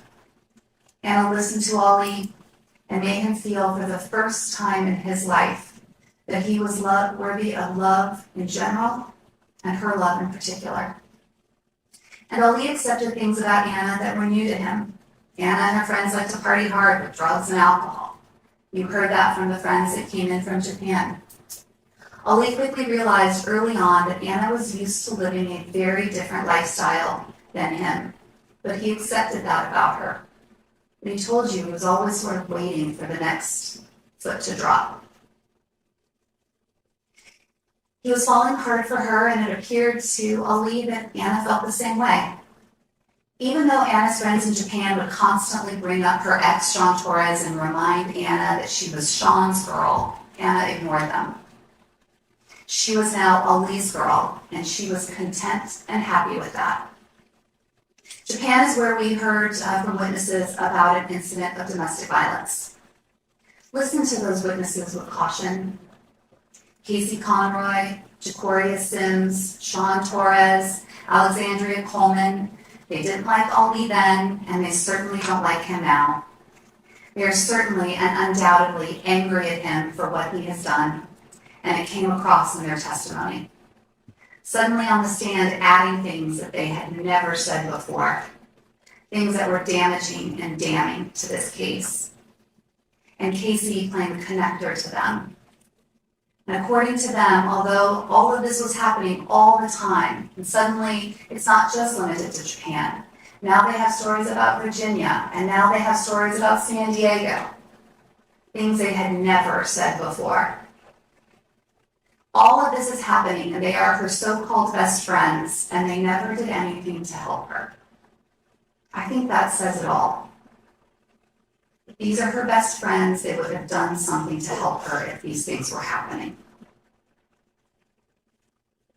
Ali told you what happened in August of 2015 in the military, and that's what he told the military police. You might be wondering what Ana told the military police, but you can bet that if it was something contrary to what Ali said, prosecution would have shown it to you. Prosecution will probably get up and say she doesn't have to produce all the evidence in a case, and that's right, the law says that she doesn't. But in a situation where someone is charged with double first-degree murders, the prosecution should bring in the evidence.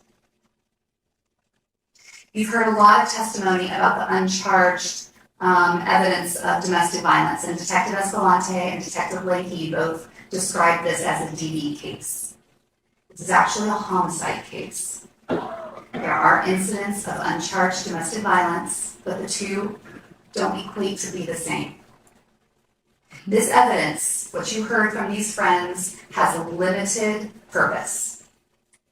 If you decide that the defendant committed the uncharged domestic violence, you may, but are not required, to conclude from that evidence that the defendant was disposed or inclined to commit domestic violence. And based on that decision, you may also conclude the defendant was likely to commit the crime in count 1, only as to Ana. If you conclude that the defendant committed the uncharged domestic violence, that conclusion is only one factor to consider along with all the other evidence. It is insufficient by itself to prove that the defendant is guilty of the crime in count 1. And as we know, the people must still prove each charge and every allegation with proof beyond a reasonable doubt.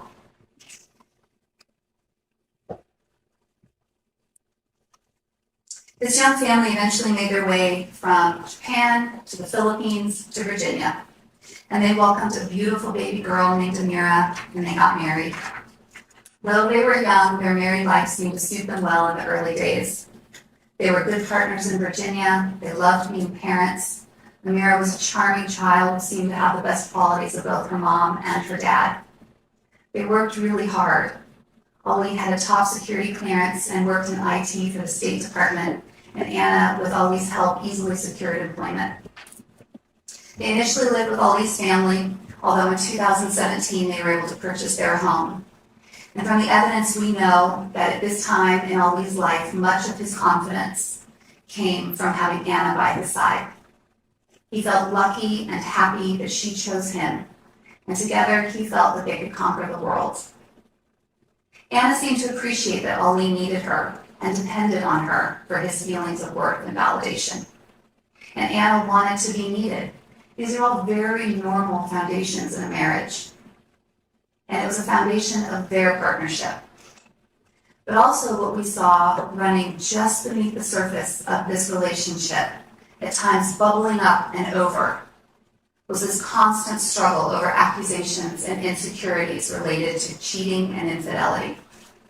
Julia told us about a time that Ana found naked women on Ali's IG account, and she fled in the middle of the night.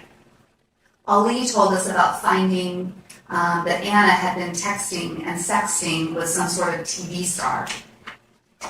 They would constantly struggle with each other over each other's phones, to look through them, to keep an eye on the other one. And Ali told us about a time that Ana attacked him in the middle of the night, angry that he had women on his account. This insecurity was constant for both of them, and it was bubbling up with some regularity. During this time, Ali's brand of Gin Kid was growing. Initially, Ana and Ali worked on this together, both taking pleasure in building this brand. It was something that they did in their times together. He was a content creator and she was a videographer. But as Costa told us, Ali's friend who came in, as Ali's star began to rise, Ana started to feel left out. It's almost like she was trying to compete with his brand, wanting that same level of fame for herself. I have to pause it because otherwise we're all gonna just explode. What? Can you believe the level of victim blaming? Yeah.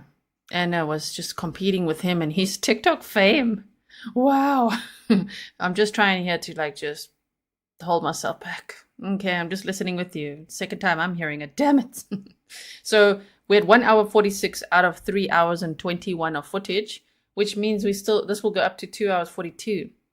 So we have just less than an hour of the defense closing argument still. Then there's, thank goodness, gonna be a rebuttal from the state. So you gotta stay for that, or if you can't handle this, please stay with us. We can't do it alone. But otherwise come back in 1 hour, because then we're gonna be we will be watching that. Okay, the rebuttal. So here we go. Deep breaths, everyone. Let's continue with the defense closing arguments. And as time went on in Virginia, Anna realized that being a wife and a mother in Virginia wasn't enough for her anymore. She missed her old life in Japan and she wanted to have that again. She reconnected with friends from Japan who were now living in San Diego, and she visited it on a solo girls trip. She loved it. She had a great time. She was happy to be reconnected. When she returned, she wanted Ali to go for a visit. They went, as you heard. They partied the whole trip with Julia and Alicia Juco and the friends. They used cocaine for the first time. They used ketamine for the first time. And they met Ray Barron for the first time. Ali had an awkward and uncomfortable and unsettling meeting with Ray on this very first trip. They quickly returned to San Diego for a second trip, where there was a birthday party that was hosted for Alicia and Anna. And again, another uncomfortable, upsetting, unsettling, and frankly inappropriate interaction from Ray. When they returned to Virginia, Ali and Anna seriously considered moving to San Diego. Ali was into the idea, but he also felt unsure about it, given that things were going pretty well in Virginia. They had good jobs, they owned a home. Amira was settled, they were close to their family. But ultimately he agreed to go. However, the plans got derailed slightly because Ali's brother Sammy had a mental health break.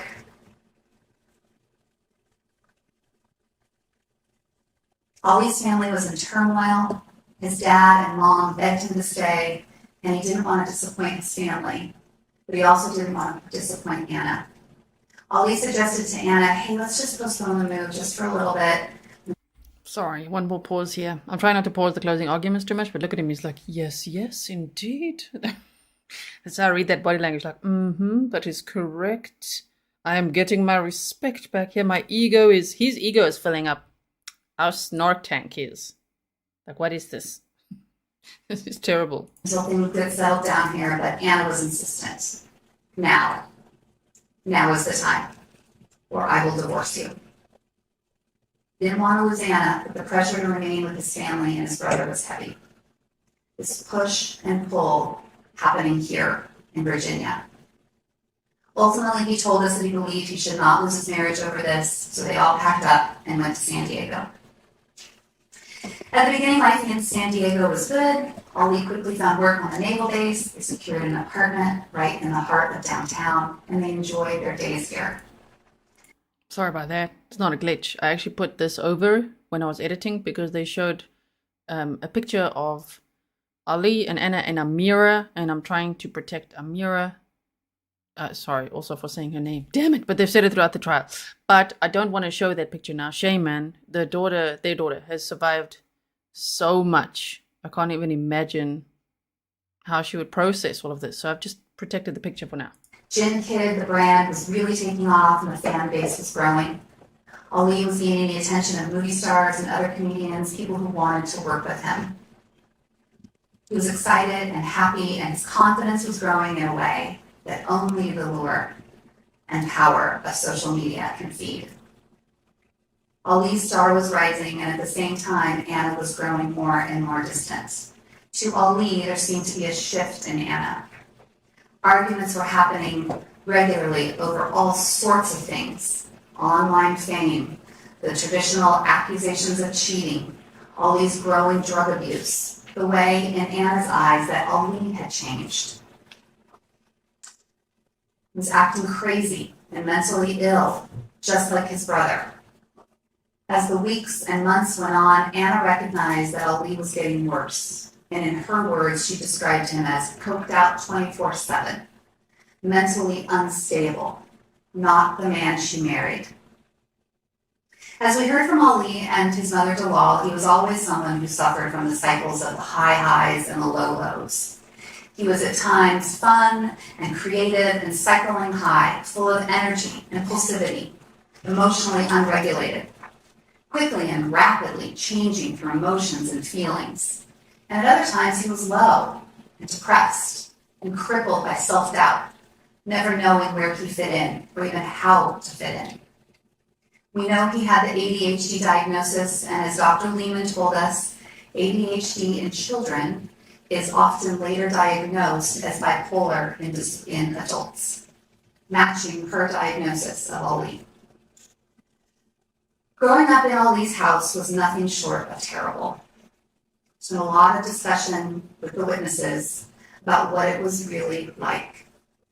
But when Dalal finally broke down on the stand about the types of abuse she suffered and the types of abuse that Ali suffered, those emotions and those feelings were real.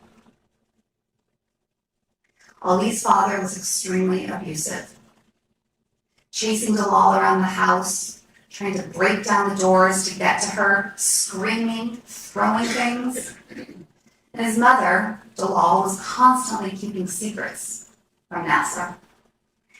I don't know if you picked up, but when she said that the way she disciplined the children was to threaten that she was going to rat them out to their father. If that doesn't tell you what sort of reaction Nasser had to his children in that household at that time, I don't know what would. And it wasn't just directed at Dalal. Ali was the subject of the abuse, being beaten with a vacuum cord, punched, slapped, items broken over his head, constantly screamed at, belittled, bullied, made to feel useless and worthless. All of this in a home where mental illness was frankly not believed in. They didn't believe in mental illness. And all of this resulted in a complex trauma, which led, as Ali grew older, to the formation of personality disorders, borderline, antisocial, narcissism. We all know the good and the bad, the things that happen to us when we are children, impact the way that we behave and become as adults. Things that happen to us in our young developmental years leave an impact, leave a mark on us, and turn us into who we are, both the good and the bad. All of this trauma created in Ali someone who was insecure and easily intimidated by others, especially men. He developed into someone who didn't know how to mix with peers, didn't know how to fit in, always hearing his dad's harsh and critical voice in his head, telling him he's worthless and stupid, good for nothing, not like the people around him. And what developed in him was a fear, an intense fear of abandonment that saw him constantly testing those around him, almost baiting them to abandon him, just to say, I knew that you would. A self-fulfilling prophecy. That's how Dr. Lehman described it. Very similar to when Ana would tell Ali that he was unable to be happy, that he was his own worst enemy. Ana was describing for you exactly what Dr. Lehman diagnosed Ali with. And it's clear from the evidence that that diagnosis was spot on. And I would suggest to you that Ali's mental illness was on full display during this trial. Dr. Lehman's diagnosis. What a great defense. You look at his face. He's like, wait, what? Sorry, what did you say, man? That's right. Let me just quickly show you something, okay? We got to break it up a little bit because otherwise we're all going to go nuts. This is his brother. Let me take this off so that we can actually see what the heck is going on here. They say, I'm going to have to zoom in as well. Damn it, I have to resize again. So just hold on. I want to show you this. His brother, okay, damn. I said damn because it looks scary because of what I have read that he did here.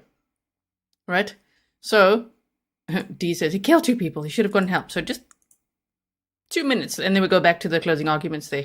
A Gainesville man accused of shooting at 3 occupied vehicles on James Madison Highway in Remington Saturday afternoon had rented the firearm to use at a gun store's on-site shooting range, according to, I do not know how to say that word. Is it Farquhar? It sounds like Shrek. County criminal complaint. There were no injuries in the shootings, and the man arrested in connection with the incident, Sami Nasser Abulaban, 25, of Gainesville, called 911 himself to report the incident, telling investigators that he wanted to spend the rest of his life in jail and wanted to kill people. Okay.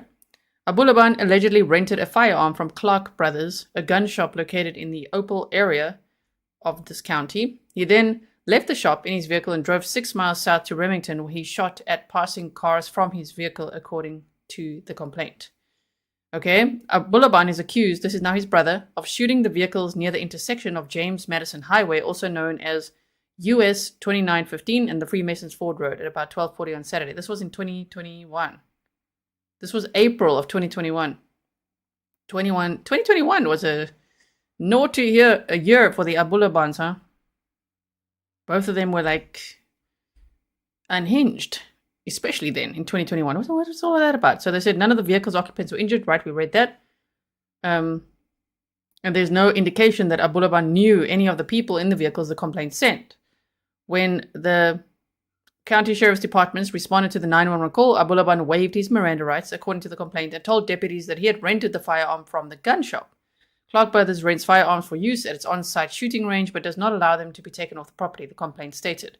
Abulaban used a 9mm Smith & Wesson handgun, according to the county sheriff's office spokesman, Sergeant Stephen Lewis. Steve Clark, the shop's owner, said Tuesday that Abulaban was a regular customer since at least 2013, who came to use the range a couple of times a month.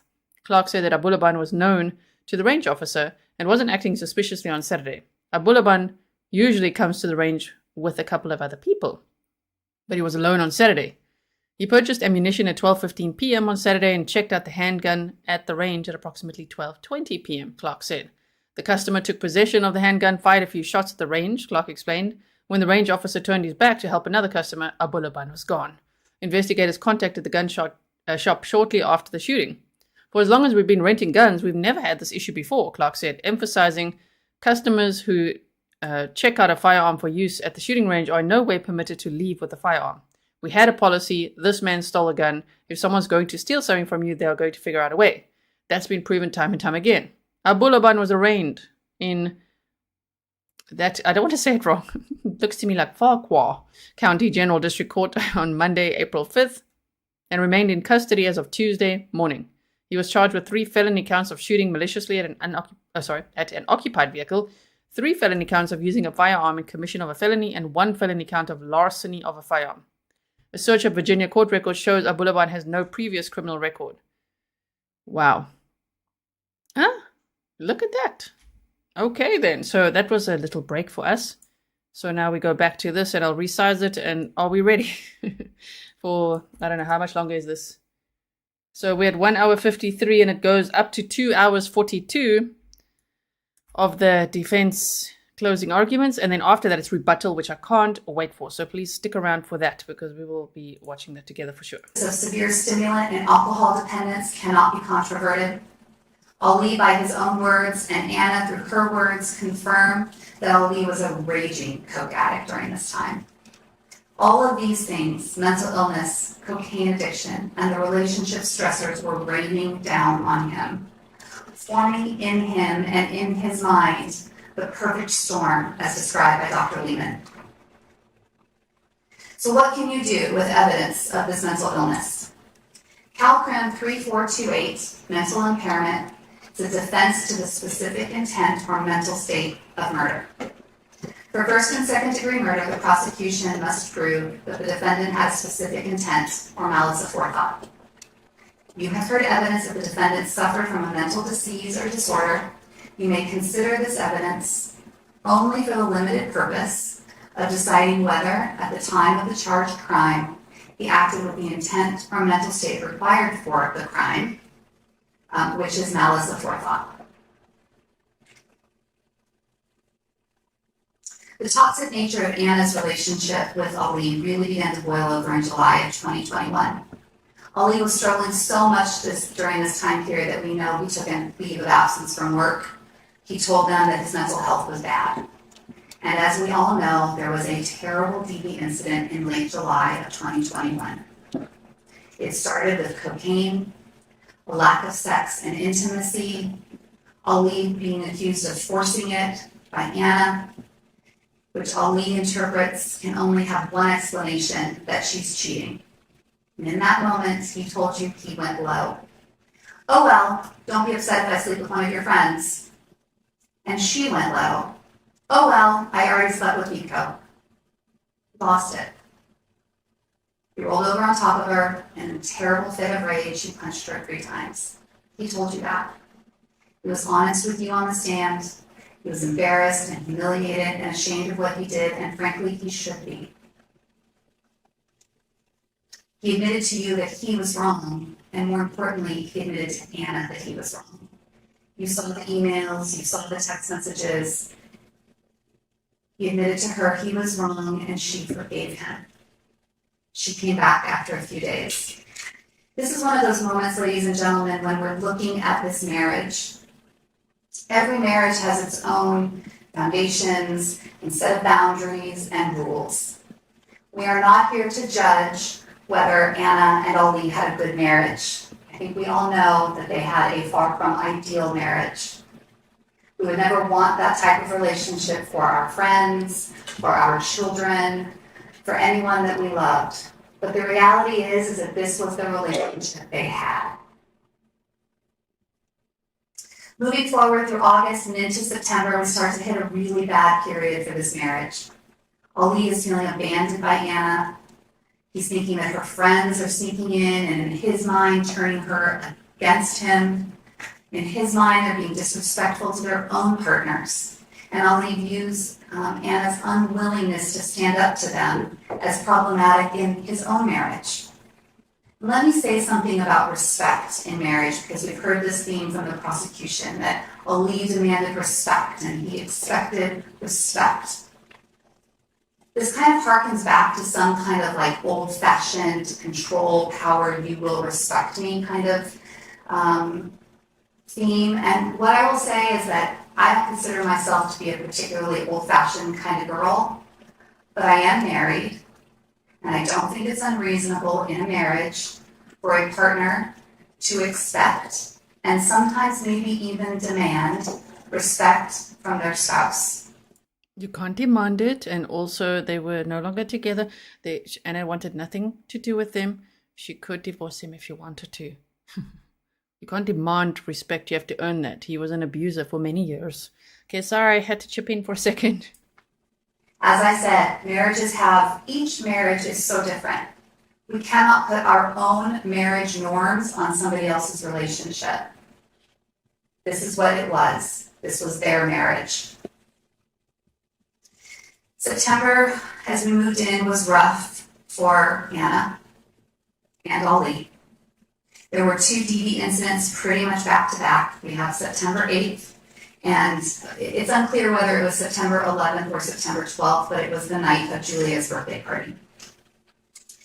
If it were not for the defense, if we were not here, you would not have seen the video that led into the September 8th incident. You would not have seen what backed up what Anna told the police, that there was a struggle over the luggage, that Ali was trying to leave, and Anna was mad that he was taking her suitcase, so she was on the floor pulling his stuff out. And she was on the video saying all those terrible things about Amira in front of Amira. The prosecution asked Ali when he was on the stand whether Anna was joking in that video. Joking? And saying those things about Amira? To even suggest that Anna was joking in that is disgusting and ridiculous. Those were her words, and it highlights that Anna was also not in a good place at this time. Ali was going to go. Doesn't matter. You don't kill people if they're not in a good place or if they're not doing what you want them to do in a marriage. Oh, Anna didn't want him to go. She was taking his stuff out of her suitcase, and he pushed her. On September 11th or September 12th, the day of Julia's birthday party, again, we showed the video of what happened. It's this constant struggle over the phone, looking at each other's information. Where are you going? Who are you going to be with? Who's going to be there? And that's how this incident started. And then we see Anna standing at the bathroom door saying, "You're hurting my finger, you're hurting my finger." The door was closed. And then she runs out of the house when Ali has her phone screaming, "Oh, fuck this. Help me, help me, help me." Nothing had happened except the struggle over the phone. This is what Ali is talking about when he's telling you that she was constantly using this threat of calling the police when it actually wasn't warranted. And then when it was warranted, she called, but would later drop the charges or not participate in the prosecution. Anna is telling Ali, "Go see other people, find yourself, without me, we're done," early September. And so he does. Introducing Ashley/Nikki Sanchez. The way the DA was asking Ashley Sanchez, about how things were leading up, I kept expecting for someone to say that this was a non-consensual encounter. Minute by minute, and then he touched your thigh. And then he moved his hand up to your waist. This was a consensual encounter between two adults. She wanted to... I have to. I'm trying not to interrupt. So that was a consensual encounter between two adults, but Anna sitting on a couch with Ray, that's a problem. Man, I hope the jury sees right through this. His blow, he had blow. She wanted to drink wine, he had wine. They went to his apartment, and she was the first person to say, "If I have sex?" And he said, "Okay." Didn't work. There's some things going on with her physiologically. But what happened is that she says, "I'm so afraid of him. I'm so afraid of him." Except that doesn't make sense because she took him to her apartment. She took him inside of her apartment. And then after that, they went back to his apartment. You're so afraid of someone that this guy's a creeper and he's weirding you out. You don't hang out with him. You don't let him into where you live. You're going to go back to his apartment. Judge her testimony and her credibility with caution. What do we know happened after that? Anna wanted to be back with Ali. He picked her up on September 21st at the Starbucks on base where she was staying with Claire. We know that Ali had a pass to be able to get into any base, and we know that at no time did Ali take advantage of that to surprise Anna, to show up unannounced, to show up uninvited, even though he knew where Claire and Anna were living. They went back to the apartment, ready to hang out, and then Anna, out of nowhere, flipped out. But a friend of Ali's had left a bike in the apartment. What? She tells him he's a loser who lets people use him over a bike. Another sign that Anna was also not well during this time. Anna leaves and is downstairs, and then the next thing we know, because we heard it on the recording, Anna busts back up into the apartment because Ali had said something to her in kind of classic Ali fashion. More insecurity and allegations of cheating. He told her something about Nikki. And we know it was about Nikki. I use the name interchangeably, Nikki/Ashley, because Ali knew her as Nikki. Anna flies upstairs. Who is she? Take me to her. Who is she? Let's go. I want to meet your girl. What was Anna going to do? Was she reacting to passion that she was feeling in that moment? Was she reacting to provocation in that moment? She took Ali's phone from him. We heard it on the audio. Give me it. No, give me it. No. Back and forth. She wanted to go through it. She wanted to look at it. And this is a time, remember, on September 11th or 12th, Ali took Anna's phone And the prosecution tells you that that's an example of domestic violence, right? But when Ana does it, it's just her wanting to look at Ollie's phone. My goodness. Kerry, you said this type of defense gives all defense attorneys a bad name. It's absolutely disgusting. And I bet Laura Richards would agree with me and me. Total Darvo excusing POS. Yes. So if you guys don't know who Laura Richards is, check out her channel, Crime Analyst, and her podcast, especially her podcast, Crime Analyst. Very informative. And I can only imagine how Laura would react to this, because this is a complete disservice to any victims of domestic violence. This is part of the problem, you know? This is just re-victimizing them. I mean, she's literally victim blaming, but also excusing the abuser's actions entirely. Like, Ana was also not well. Okay, and Ana didn't kill anyone. This is a murder trial, you know? Wow. Conduct in that moment is the same. It's just a different standard for Ana than it is for Ollie. What we know from this incident is that Ana was acting like a jealous wife, not someone who was separated or broken up. And on September 21st, they apologized to each other. Ana accepted Ollie's apology for what had happened. They were crying with each other. Ollie, you're my best friend. I fucking love you. And they let their guards down. They made love, and they forgive each other.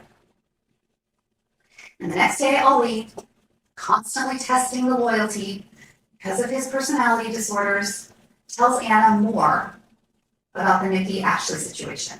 Constantly. This is a constant theme. This fear of abandonment, but then demanding and testing the loyalty, self-fulfilling prophecy. He tells her more. Ana can't believe it. You're doing this? You're telling me more? Ollie said it was a stupid joke. Trying to downplay it, being honest with her, he said, because he was feeling guilty. And Ollie provided Ana with the phone number. He didn't have to do this, but to his own detriment, he did. They fought again all day long, but ultimately the day ended with I love yous. And the next day, September 23rd, Ana took Ollie to the airport, and again, I love yous are exchanged, and he takes off for Miami. She warns him, don't do anything stupid in Miami. And while he's in Miami, out of nowhere, Ana blocks him. He can't reach her. He can't find out what's happening. This blocking thing is like another constant theme running through this relationship, right? These are two extremely immature people that instead of talking about their feelings in a very rational, normal way, they result to blocking each other. And Ana knows the impact that this will have on Ollie. It makes him absolutely crazy. And she does it often and with reckless abandon to hurt him and to torture him. I mean, honestly, I think we all know this. No one on this planet knows how to hurt you more than someone you love, in particular your spouse. They know your vulnerabilities, they know the things that upset you, and at times, I'm guilty of it, at times you go low because you know what's going to hurt that person. Nobody can push your buttons more than someone who knows what your buttons are. Ollie returns from Miami on September 27th, and he knows things are not right. Little things are off, and his gut is telling him.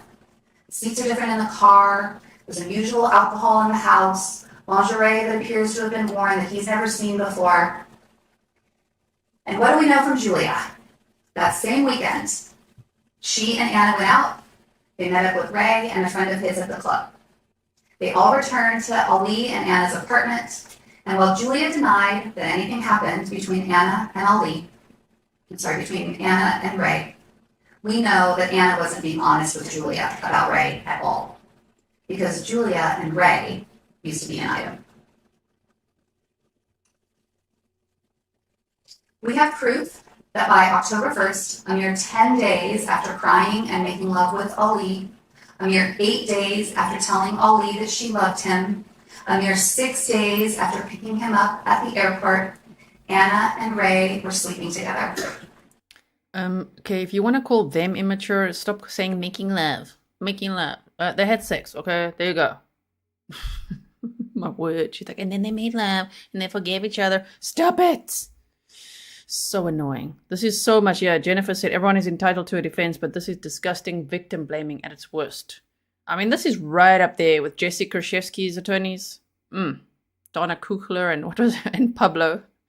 That was bad. That was really bad victim blaming. This is right up there with it. This is almost worse. It's terrible.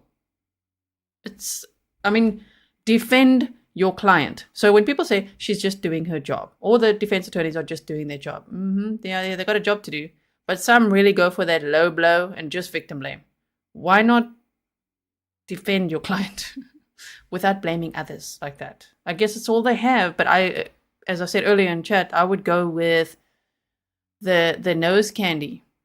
That plus his mental health made him really unstable and paranoid and jealous and all kinds of things. Rather just focus on him, okay? Stop saying Ana is a cheater, a deceiver, that she's immature.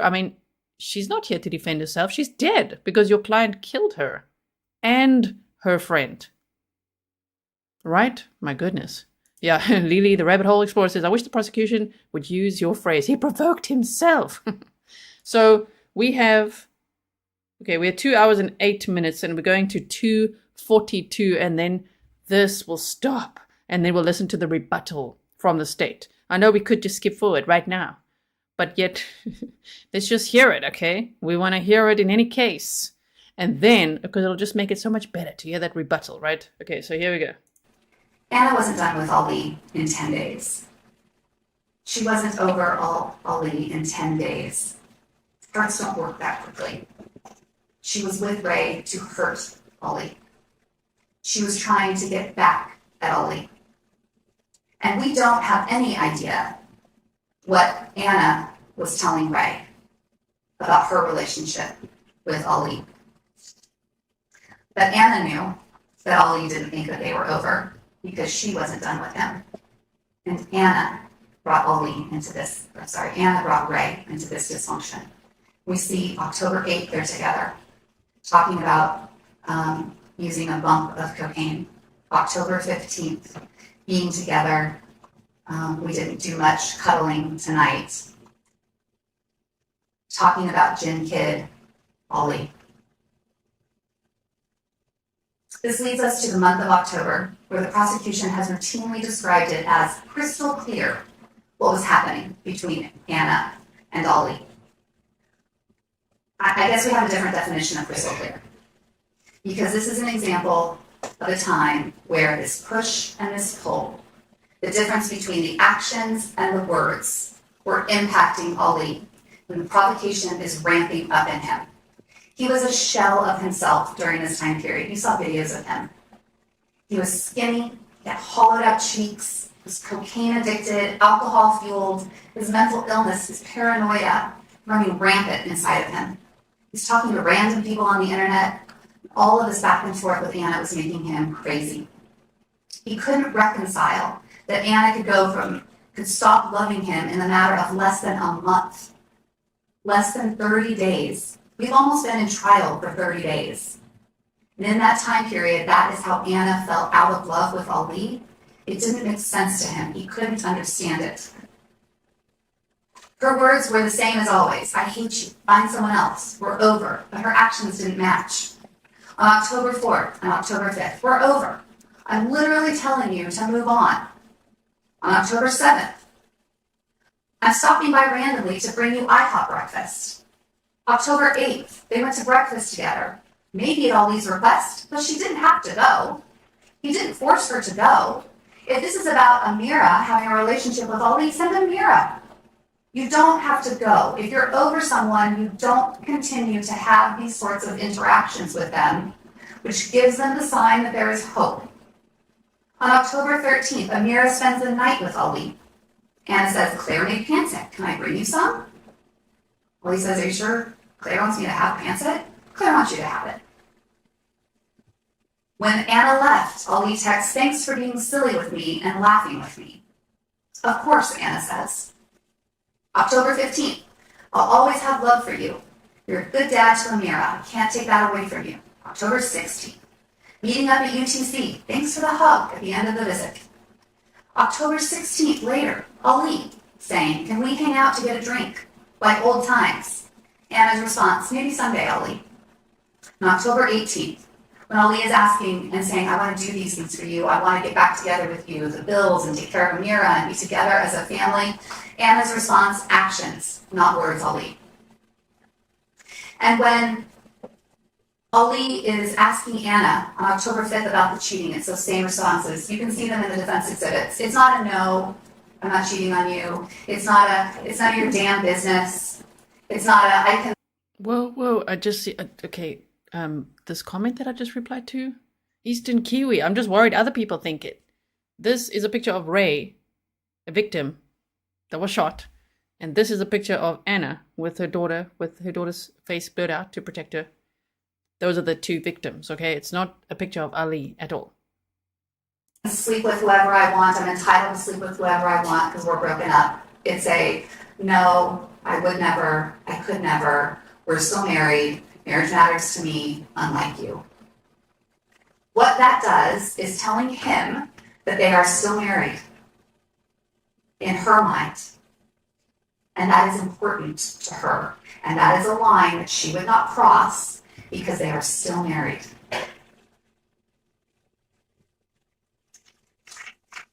This is like water dripping on his forehead all day long. It's not an excuse. I'm asking you to recognize the faults of what turned into a terrible marriage. In all human relationships, there is a component of extreme emotion. And this relationship between Ana and Ali at this time is the apex of human emotion. It may not be your marriage, it may not be my marriage, but it was their marriage in its heightened state of despair. But imagine if it was your marriage, the water dripping on your head, but you feel so insecure, and you're pulled and pushed back and forth and fed little bits of hope, and then it's all dashed. Little bits of hope and dashed. These are intrusive thoughts that he can't get rid of. These are intrusive visions of Ana and who she is with. He can't escape it. And then you have, in addition to that, all of these other very real, equally terrible problems. Mental illness, drug addiction. So what does that make him? It makes him susceptible. Susceptible to emotion, unable to apply the brakes, just like Dr. Lehman told us. Impulsive, lacking an ability to brake while his body and his mind are continuing to accelerate and speed out of control. He was emotionally manipulated, psychologically impaired, and ill-adapted for all of this. And Ana knew it. Which leads us to October 21st of 2021. The day started off well in Ali's mind. On this day, he was going to drive to LA to stay with his friend Sammy. Sammy had convinced him that he needed to get away from Ana, take a little break. So they were going to meet up in LA. They were going to make some videos. They were going to have some fun. He was up all through the night of the 20th into the morning of the 21st. And Ali told us he was worried that leaving for LA would indicate to Ana that he was done, that they were over. And as Ana had been upset before about trips to LA and Miami, Ali didn't want to do that to her. He was up listening to old messages, listening to himself talk, listening to Ana talk. And we saw on October 21st the video he made where he seems to get it. He's apologizing to Ana, he made that message, and he sent it to her. And after making that message, despite being exhausted, as we can physically see in him on that video where he's yawning time and time again, he can't hear or accept the cues his brain and his body are giving him. He doesn't go to sleep. He stays up, doing more cocaine. When Ana told him just 3 days before, your actions, not your words, he decided that before he left for LA, he would do something nice and fill the refrigerator with food for Ana and Amira. And he also decided to add a romantic gesture to that, and he sent some roses. In his mind, this was a good way to show her, through his actions, how he felt about her. He waited, and eventually Ana responded, thanks for the food. Nothing about the roses. In Ali's mind, at this moment, coked out and spiraling from mental illness, he started to get emotionally ramped up. Where is she? What is she doing? She didn't respond. That's weird. She's definitely cheating. He texts her. She says she's on her way to take Amira to school. He drives to the apartment building. He texts her again. Tries to FaceTime her. Doesn't go through. He enters the apartment with a key card that he made, that Ana was aware that he made and had. She's not home. She said she was home. She's not home. He's home. He told you that this was the first time in all of his 7 years with Ana that he felt that she had blatantly lied to him. And suddenly everything he knew and that he suspected was true. Ana was cheating. He knew he needed to catch her to show his parents and his siblings and her friends and the world that she was cheating. That he wasn't the only bad one. So he set up the iPad, opened the Discord channel, and placed it behind the bed. Not in the living room, where he might catch innocent conversations, but in the bedroom, behind the bed, where people who are going to cheat and have sex are going to be. And if he at this point wanted to stalk Ana, if his whole purpose was unrelated to this very specific action of catching Ana cheating, he would have set this Discord app up when he left the apartment on October 18th. But he didn't. Setting it up on this day, behind the bed, was a very direct reaction to her lie and him catching her in it. And needing the proof to tell him and his world that he caught her. So you would enable stalking and bugging an apartment? I know she's doing her job, but you know what I mean. That's all he was doing. Just trying to catch her in a lie, which he had no right to do. That his suspicions were real. After doing these things, he told us he felt an unbelievable wave of exhaustion, I think probably stemming from the fact that he'd finally figured this whole thing out. So we left and went back to his hotel. He took off his jeans, which we already know contained his belt, his holster, and his gun, and he laid down to go to sleep. Some time passed and he was woken to the sounds of Ana's voice and a male's voice. They were giggling and talking. He thought, this is my final moment to catch what I need to, my aha. I knew it. He quickly got dressed in the same jeans as before, and he told us his gun was there, and he knew that. He'd been wearing it all day since his move out of the apartment, and he told Detectives Leahy and Newquist in his interview that he did not know who the man was in the apartment, and he was happy to leave his gun on him in case he needed to defend himself. He does 4 bumps of cocaine, way more than he's ever done at one time, and he runs to the Jeep. He's in the Jeep driving 90 miles per hour, his heart is racing, his head is spinning. More coke. He described in that moment double nostriling it, wanting to have his full attention and really be in the moment when he finally. He actually said double nostriling. So he showed it, double nostriling. She's like, double nostril. No, not polite like that. Double nostriling. Okay then. Finally gets the proof he so desperately needed. The whole time on this 15-minute drive, he's listening to the Discord app in the conversation that he thinks is happening in the bedroom, talking about him and his cheap-ass roses, and then silence and the music. And he thinks, I have to get there before they have sex. I have to get there to stop it, so that this doesn't go too far, that I can't come back from this. He gets to the Spire building, he parks in the red zone, he runs through the parking garage. He has to go back to his car because he doesn't have the pass to get in. He's adjusting his pants. He's never run with a holster on before and it's slipping. He got to the elevator and he turned on his phone to record the incident. And in the past, we know that Ali was constantly recording these in-person interactions he was having with Ana. He was paranoid about the way Ana was treating him, and in his mind, manipulating him. Sometimes in those recordings, they went bad. We know that. The October 17th incident, he was recording that and it went bad. And he told you in those moments, just like in this moment, he didn't record them thinking with an intent that something bad is going to happen. It doesn't make sense that someone who has a plan to ambush and execute people would record it. That's just not something that people do. He turned on the record feature to protect himself and get the proof he needed. He pushed the button on the elevator, door closed, because everything he's hearing is so loud on the Discord app, he thinks they're in the bedroom. He's expecting that when he gets off the elevator door and runs to the apartment door, that when he opens that door, they're going to be in the bedroom. And he's going to have time to walk across the floor, walk through the kitchen, walk through the dining room to the bedroom door. But we know that's not what happened. We know that when he got to the apartment and he opened the door, this is what he sees. We know that Ali knows his apartment. And we know that Ana knows the sound of the key card activating, that beeping that you hear in the recording. And she knows the door opening and what that sounds like. He opens the door and you can immediately see into the couch. Ana, and then Ray. Ray cocks an eyebrow and does a chin nod.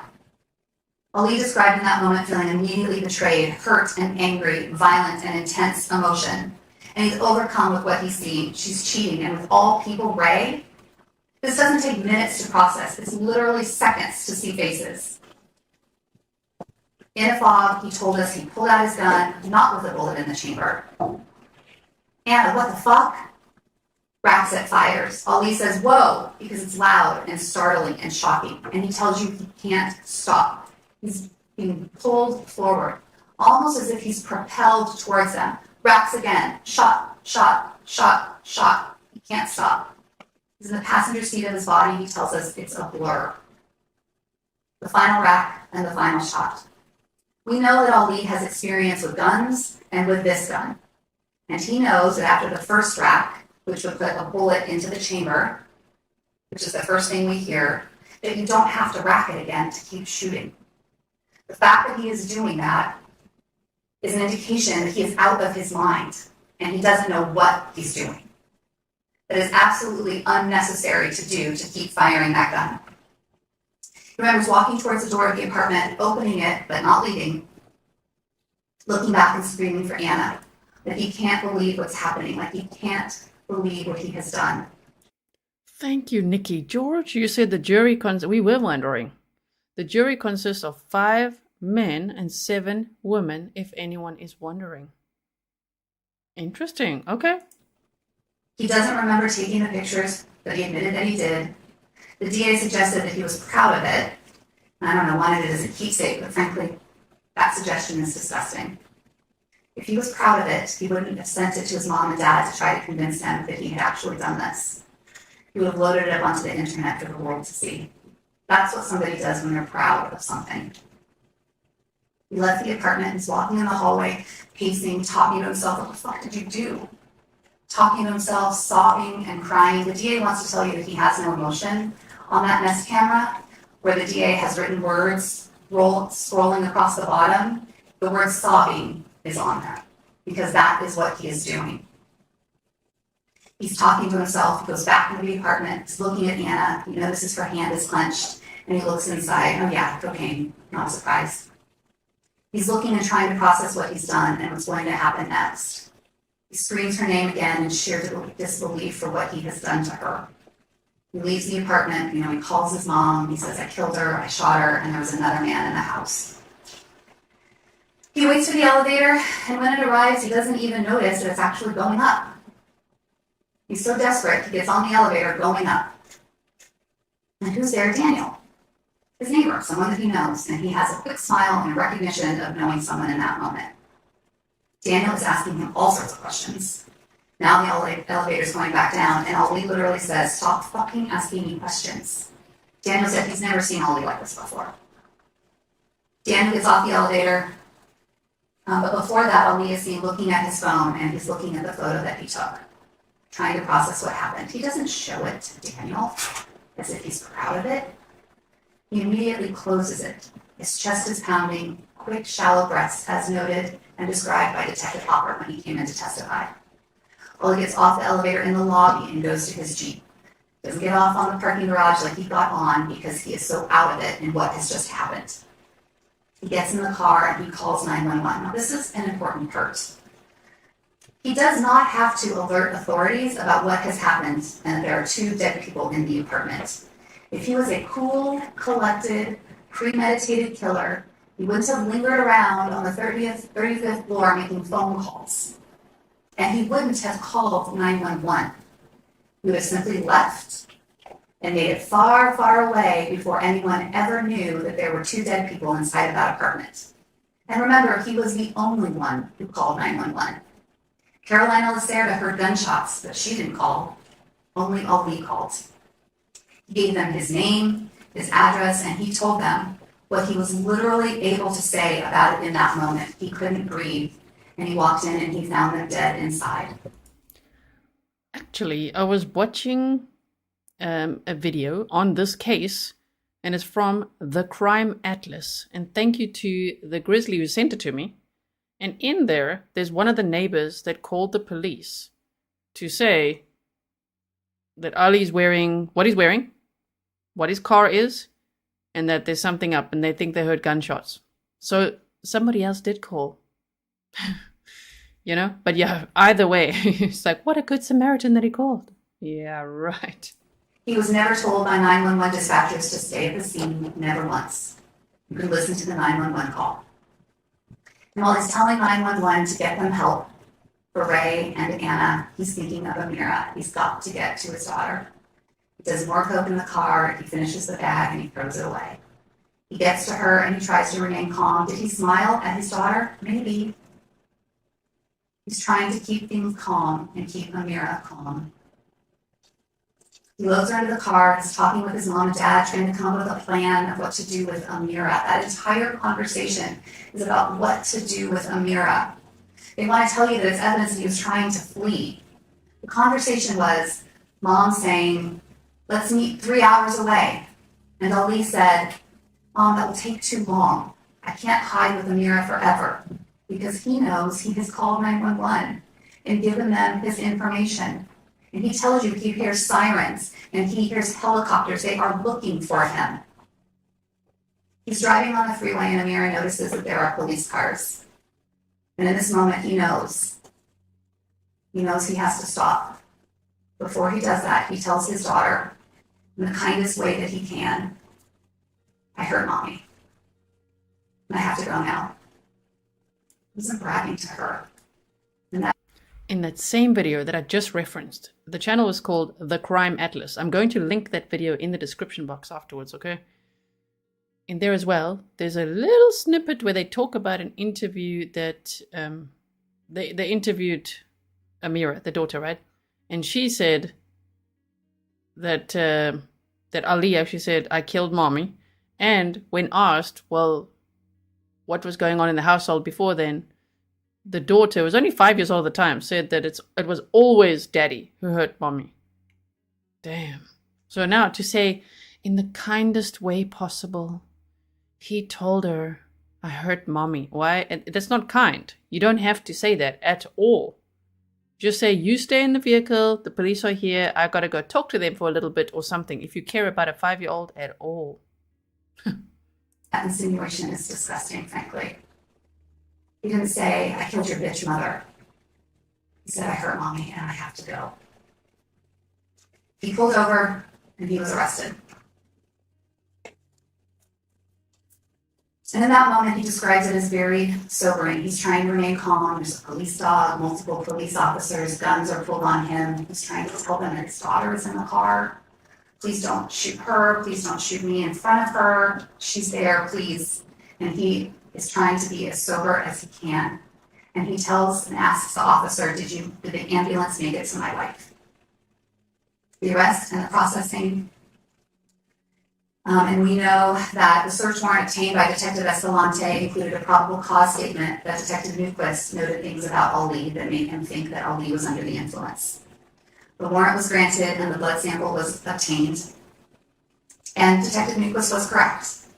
Even almost 8 hours after the incident, even with as quickly as cocaine metabolizes in the human body, there was still cocaine in Ali's system, indicating, as he told us, that he used a lot that day. And here's what you can do with that evidence. Voluntary intoxication. You may consider evidence of any of the defendant's voluntary intoxication only in a limited way. You may consider the evidence only in deciding where the defendant acted with malice aforethought.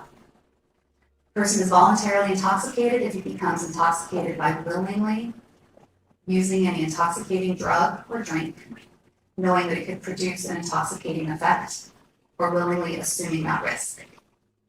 In connection with the charge of murder, the people have the burden of proving beyond a reasonable doubt that the defendant acted with the specific intent of malice aforethought. So you can take the fact that he was under the influence voluntarily to use that to consider whether that cocaine impacted his ability to form the specific intent required for murder. And I submit to you that it did.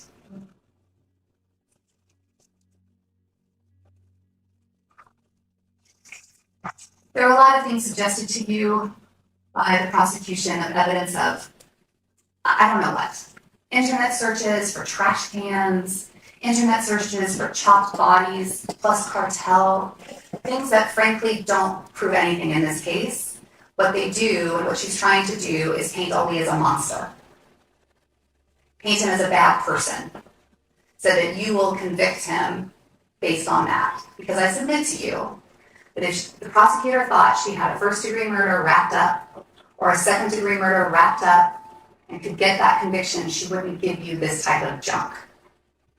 Internet searches for porn, throwing out there yesterday that he's searching teen porn, knowing that he's in custody and what that can do to someone, the dangers of that to someone in custody.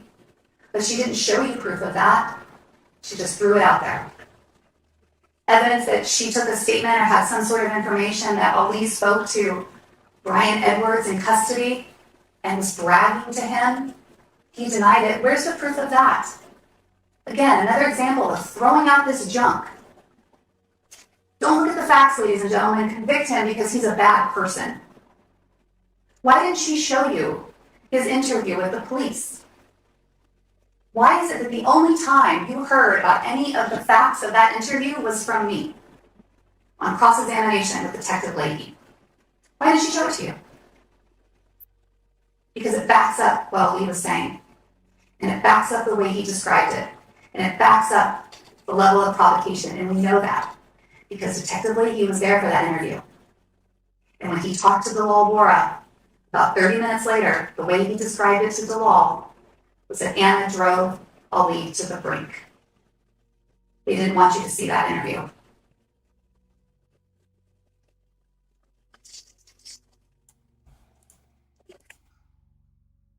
That was all disgusting, right? This attorney likes to say that is disgusting and this is disgusting. No, that was all very disgusting. So how long do we have?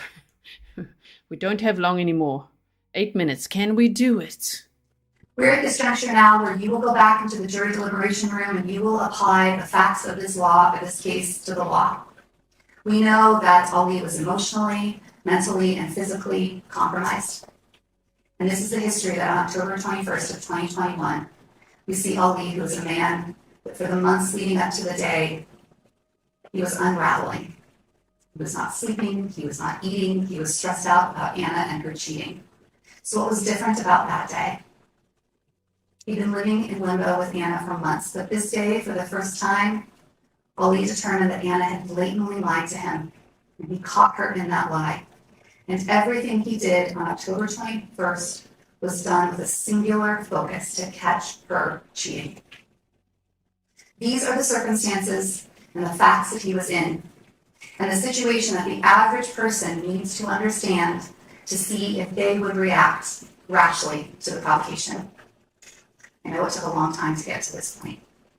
It's a pretty rich record for you, and there's a lot of evidence. And again, from Calcrim 570, you need to determine whether someone in the same situation with the same facts, person of average disposition, would have reacted from passion rather than from judgment. We started with this slide, and I stand by it. This was a tragedy, a senseless act, and it should never have happened. You can feel sorrow for Ray's family, and for Ray's friends, for Anna's family, and for Anna's friends. They've attended dutifully pretty much every day of this case. You can recognize this, and you can acknowledge those feelings for them, but then you have to put them aside. You have to base your decisions on the evidence, not on sympathy for any person or party. And the only question for you as members of the jury is, was this something that was planned, or was it passionate? Was it reasoned, or was it emotional? When you get the jury verdicts, I suggest that you can look at them however you want, but I would suggest that you start with voluntary manslaughter to see if each of you believes that the prosecution has proved beyond a reasonable doubt that there was no provocation, that there was no heat of passion. I don't think you get past that. These homicides are simply not first-degree murders. There was no plan. There was no premeditation. There is no malice of forethought. Malice is a state of mind. It means malignant heart. It means that you are intentionally planning, premeditating to kill someone. And that simply was not Ali's state of mind. And the prosecution has not proved that to you. These are not first-degree murders. There's no implied malice either. Ali wanted to catch her and get proof. When we walked in, there they were. Ana, and of all people, Ray. He was shocked to see what they were doing, and he reacted. He acted impulsively, out of emotion. These are also not second-degree murders. When we're talking about what you can do with this provocation, it takes it from, reduces it from first to second, and second to voluntary manslaughter. If these were second-degree murders, we would say, okay, it's like provocation light, or it's like heat of passion light. Maybe something that made someone angry, but it's less weighty than what we have here, right? It's like a short-term relationship that ends in fidelity. Maybe that's a second-degree murder, you just sort of react. But it doesn't have the weight of the provocation that we have here. It's something that's less meaningful than what we have here. It's very reasonable and I think clear from this case that the prosecutor and I are arguing it from very different perspectives. But we see evidence and circumstantial evidence and direct evidence all coming together in very different ways. So when you're looking at this, what we talked about earlier, what do you do with circumstantial evidence that has two or more reasonable conclusions? One pointing to guilt and one pointing to innocence. And this is something you'll see with the state of mind. What was he thinking? What do we do if we think, gosh, well, that seems reasonable or that seems reasonable? What do we do with that? Halcram 224 is where you go for this. It says that you must accept the conclusion that points to innocence. There are two or more reasonable ones. One points to innocence and one points to guilt. You must accept the one that points to innocence. You must only accept the reasonable conclusions, and you must reject any conclusions that are unreasonable. This is a case in a situation the law provides that Ali Abulaban gets the benefit of your reasonable doubts. That's the law. The prosecutor didn't talk at all about her burden of reasonable doubts and what the standard is, so I'll cover it. The defendant in a criminal case is presumed innocent. Presumption requires that the people prove the defendant guilty beyond a reasonable doubt. Whenever the people must prove something, it has to be proven beyond a reasonable doubt. In deciding whether the people have proved their case beyond a reasonable doubt, you must impartially compare and consider all the evidence that was received throughout the entire trial. Unless the evidence proves the defendant guilty beyond a reasonable doubt, he is entitled to an acquittal, and you must find him not guilty. Not you can, not you may, but you must. He is entitled to that. Acquittal. Whether Ali had malice or whether he acted out of passion, those are things, the circumstances that are going for your decision. If you find that the defense has made a reasonable argument to you and a reasonable interpretation of what is going on here under how human beings behave, you have reasonable doubt. You are the judges of the facts, and you take them as they come. Proof beyond a reasonable doubt is proof that leaves you with an abiding conviction that the charge is true. What does this mean, abiding conviction? I predict that when we all walk out of here at the end of the case, none of us will ever forget Ana, and Ray, and Ali, and what we did in this trial. This case will be on our minds. And that's what an abiding conviction means. It means next week, next month, next year, 5 years from now, when someone asks you, have you ever served on jury duty? This case will come up in your mind, and you'll say, yeah. Yeah, we'll remember all the victim blaming from the defense. Not gonna forget that. Yeah, and you'll think about this, and you'll think about the verdict that you rendered. And it needs to be something that's here in your heart, that you made the right call. And if you have doubts, the brilliance of our system, again, the benefit of that doubt goes to Ali. Ta-ta now. You have all the evidence, you've seen it all, you've heard it all, you are the fact finders, you are to determine what it all is and what it all means. The audio recording inside the apartment, where the only people who seem to hear anything about respect, the prosecutor who transcribed the audio, and the detective who used his fancy headphones to hear it. They don't get to tell you what the facts are. You decide what the facts are, and you decide what the facts mean. I am asking you to hold Ali responsible. but only responsible for what he did. This was a crime of passion. He reacted to the provocation that he was experiencing. He is not guilty of first-degree murder. He is not guilty of second-degree murder. Find him guilty of 2 counts of voluntary manslaughter. Thank you. No. I wish it could just be like that. No. First degree murder. Yeah, guilty. Very, very guilty. In my opinion, if I were on the jury, which I am not, but if I were, nope, sorry. Bye, lady. Guilty. Very, very guilty. Okay. Sure. So, are we ready now? Now we keep going. We've got 39 minutes or so left. Okay. Now, finally, it's rebuttal time. I think the judge says something first. Let's see. Reasonable doubt is proof that leaves you with an abiding Oh, no, he doesn't. Let's go. conviction the charge is true. It is not beyond all any doubt. It is not beyond all possible doubt, all shadows of doubt. It's beyond a reasonable doubt. And the defense doubts that they raise are not reasonable. Defendants' many lies are not reasonable. Reasonable doubt is not conflicting stories. The defendant's story versus all the other witnesses. Reasonable doubt is not minor inconsistencies that the defense brought up. I'm so glad that it's this district attorney speaking again, because sometimes we're seeing cases where they take turns or something like that. So glad. This will be well worth the wait. Also, we're going to have another stream after this because we're going to watch, finally, Daniel Howard, baby boy, being sentenced. Yes, court TV is just like making my day every day for the last few days, really. Thank you. They've uploaded the sentencing. We're going to watch that together after this. So if you can't stick around to the end of this, make sure you come back, check the channel, make sure you subscribe with the notifications on, okay? Because we definitely want to see that together. He is a total baby boy at his sentencing. You do want to be there if you like the snark, okay?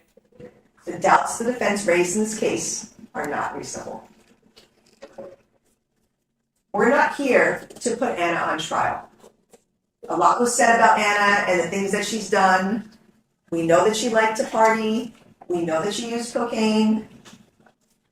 We know that she had some jealousy concerns in the past in Virginia, even in San Diego. We know she wanted to move here. We know there were some things she said to the defendant a month prior in September about jealousy or wanting to see his phone, things like that.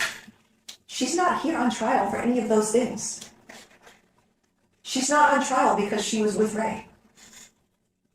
There's a lot of blaming in this trial. Virtually everything, the defendant had a blame for everything. Everyone and everything else was to blame but him. And Ana was the biggest blame. She is not the one on trial here. He is. We're not here to put Ray on trial for liking Ana. He is entitled to do that. He's entitled to find another woman beautiful. He's entitled to start dating another woman who's separated from her husband. He is not the one here on trial. And he is also being blamed for something he said a year prior at a party. He is not to blame here. We're not here to put the witnesses on trial. The defense has used Sergeant Leahy's statement to Dalal Wara as some kind of support for the defense. That is not how he meant it, and he told you that. He told you that he told Miss Wara, the defendant said Ana drove him to the brink. That was the defendant's words. Those were not Sergeant Leahy's words. He did not believe that. At no point did he believe that Ana was at fault for what the defendant did. He was having an explanation with a scared mother who had just come down to San Diego. And you heard he was kind to her in that interview, and he did not, this is not a nefarious thing that he said. He was simply repeating what the defendant told him during an interview, which of course was blaming Ana. The defense has said, don't believe certain witnesses. Don't believe any of the Japan witnesses because they have a reason to lie. No, they don't. What reason does Shakur Sims have to come in here and lie? He doesn't have any reason to do that. The friends tried to help her. Defense may claim no one called 911, no one tried to stop the behavior. That's not the friend's responsibility. It's the defendant's to stop his behavior. The friends did try to help. You heard about several friends telling Ana, giving her advice, I shouldn't be with him. He's abusive, he's controlling, things like that. And just because Casey and Sean didn't say every single thing that they knew in their interview with the district attorney investigator doesn't mean that what they're saying in court is not true. People don't remember every single thing in life that has happened to them or that they've seen. That doesn't mean that they're lying. And again, they're not the ones on trial. He is. The defense wants you to believe the defendant's version of events. They want you to believe his feelings about Ana and this heat of passion claim based on his state of mind. We know that he is a liar. I could put hundreds of slides up here with all the lies that he has told throughout the course of this case, throughout the course of his past, in text messages, and so on. I'll highlight a few for you, though. The defendant said to the psychologist that his dad hit his mom, but how he testified here in court was that his dad chased his mom and yelled at her. He never testified that he hit her. He told the psychologist that he met Ana at the gate. No, he did not. He met her through Sean. He wants to make it seem like there was some unbelievably romantic way he met Ana. No, she was dating his friend and then started dating her. He made up this whole story about that Japan incident that he just slipped and fell and knocked Ana over. And he swung once at Jacora Sims and then he fell over because it was a phone party. Those are lies. He punched Ana and he swung at Mr. Sims. And then he lied to you on the stand about his discharge and blamed it on his staff sergeant. Again, more blaming. It was his fault, he was violent, and that's why he was discharged. He testified, I never got violent in Japan. Well, first he said, I don't remember these incidences in public. And then he said, no, I was never violent. But we know that's not the case. He testified he wouldn't hit Ana in public. And then he caught himself because he realized he said something bad. And he tried to fix it, but he couldn't fix it. First of all, the truth is he would hit Ana anywhere. And then what's something else we know? Not only did he hit her in public in Japan, but he hit her in public in San Diego in that parking lot of the restaurant. He's trying to tell you that Ray said, is that your bitch? No, Ray never said that. He wants to paint Ray as a bad guy to add to the provocation. Ray was not. You heard how Ray was a wonderful person, a wonderful supportive friend. What Ray said was, you're lucky to have her. The defendant many, many times to many different people said there was never DV. Lies. There was often DV. The defendant said many times, I never touched another woman. However, he slept with Ashley. The defendant tried to lie to you on the stand and say, Ana was coming over in October having sex with me. We know she didn't. The defendant told the psychologist, I couldn't afford rehab. He's a smart guy. He knows NA and AA meetings are free. Everybody knows that. He chose not to get himself any help. The defendant lied and said he found Ana and Ray. No, he murdered Ana and Ray. And the defendant tried to tell you on the stand it was not premeditated. It definitely was. We know the defendant has told so many lies. He's lied to Ana.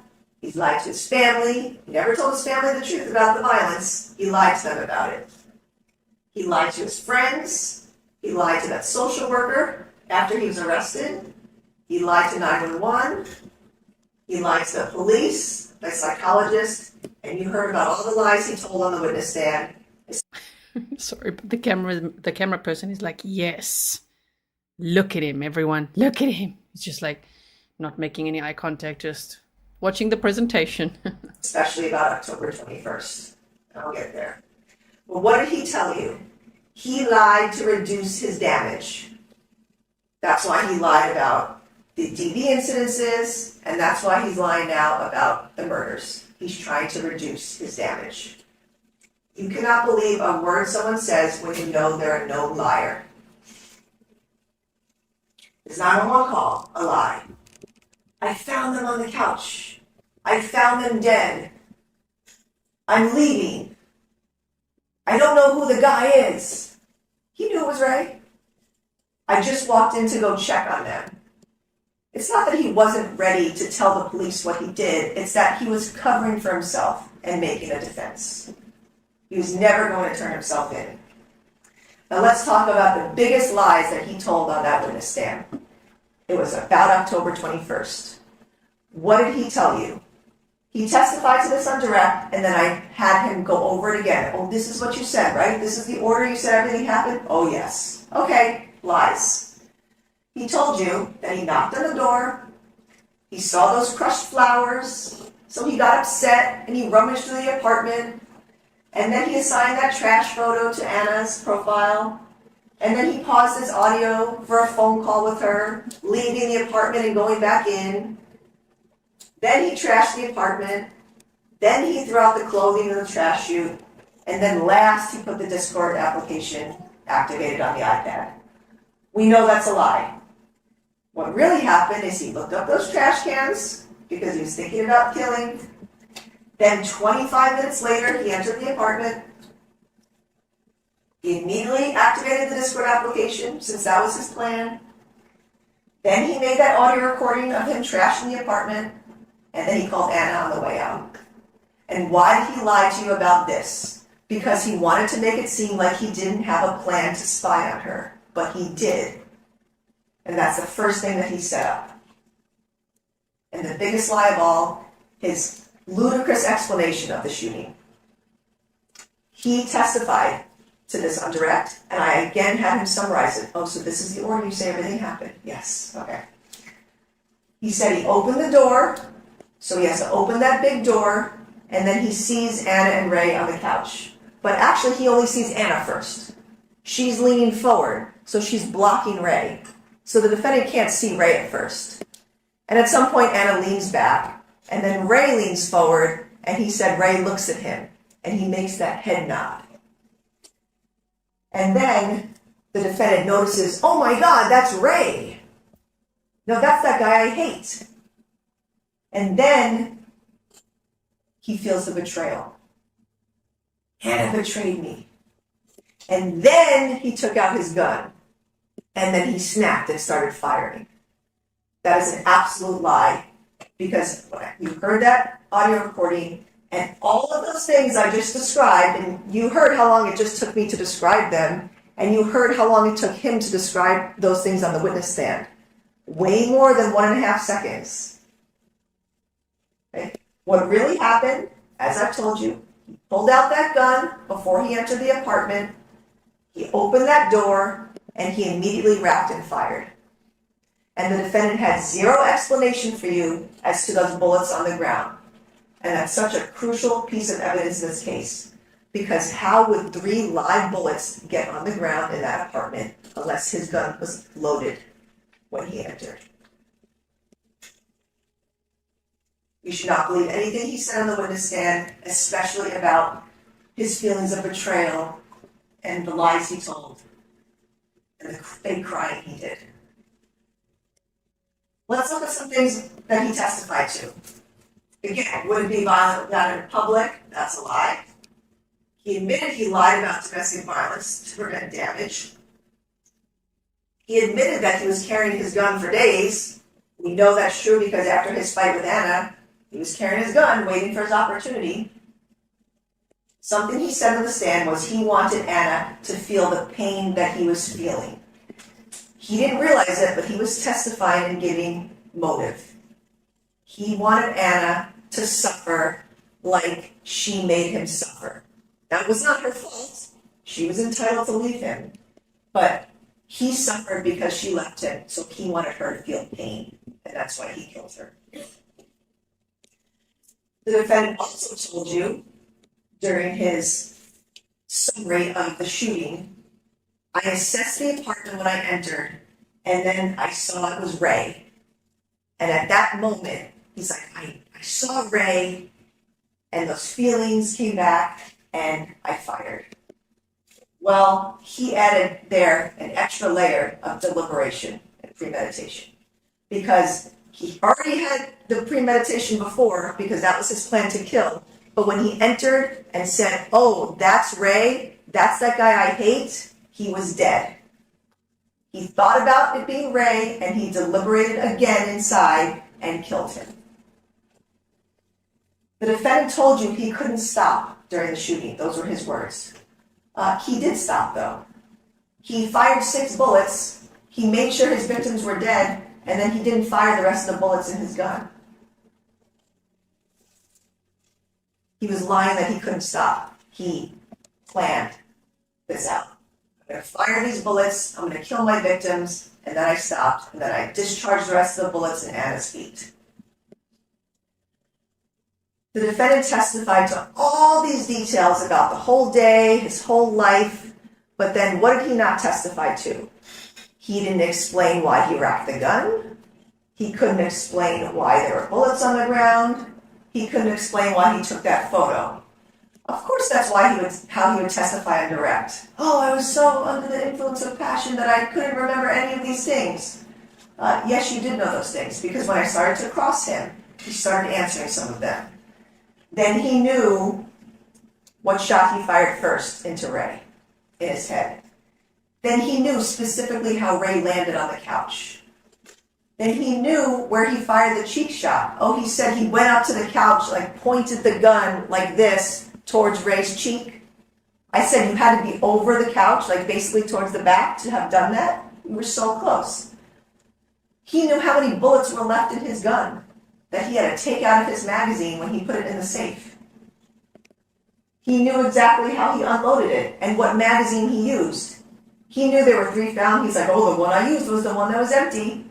He knew all of these things because he planned it and because he was lying on the stand. And one of the last things I asked him, Anna had left you. She was free to see Ray, right? No, she wasn't. Let's look at the defendant's demeanor on a number of occasions. Again, the elevator ride. Calm. Not that 911 call. Calm. He made that call. And then he started acting and crying. "Oh, please save them." You didn't care about that. His arrest. He was calm, not crying, no remorse. His suspect processing. He was calm, not crying. Same thing with the suspect interview, which you heard all about. He was theatrical in telling his story. He was angry. Again, the fake crying, the crocodile tears. Sergeant Leahy testified about that. He's constantly doing that. He's pretending to cry about his wife, but he's not really crying because he's acting. Sergeant Leahy told you he was articulate during that interview. He was lucid. They had a back and forth conversation. And what was the defendant doing during that interview? Look at him, look at him. I really think someone said in chat, his defense probably told him, "Look, you can't have any more outbursts, okay? You gotta just behave yourself in these closing arguments. It's gonna make you angry." So he's just focused on a dot on the wall. That's what it looks like. Just look at the ant on the wall. Focus on that. Cursing at Anna. Again, blaming her for everything. Blaming her and Ray for everything like he always does. It is his fault that he murdered them. And most importantly, you all saw his testimony in court over those 3 days. You saw the fake crying. You saw him rolling his eyes at me when I asked questions. You saw that when he was telling his story on direct, he was calm. But when I was cross-examining him, he was angry at me. He was yelling at me. He threw his hands in the air when I would ask him questions. And he was controlling even of me during this trial. He told me I was manipulative when I confronted him with lies that he didn't want to answer. He told me what questions I could ask him or not ask him. He demanded that I show him exhibits. I cannot have a printout of his entire phone.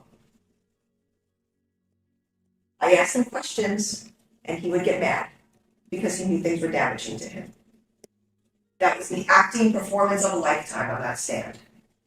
And you saw it. It was fake. His anger was on display on the stand, not mental illness.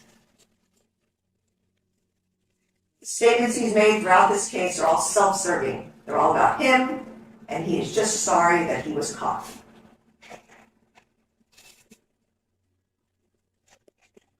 The defense has been telling you during her closing, focus on his feelings. Why should we focus on his feelings? He killed 2 people. He's a person who's jealous, possessive, controlling, violent, and he wouldn't let Ana go. That's who he was. And her friends were scared for her. You heard Julia and Claire testify that they noticed red flags and they told her, you should leave him. What happens if you get killed?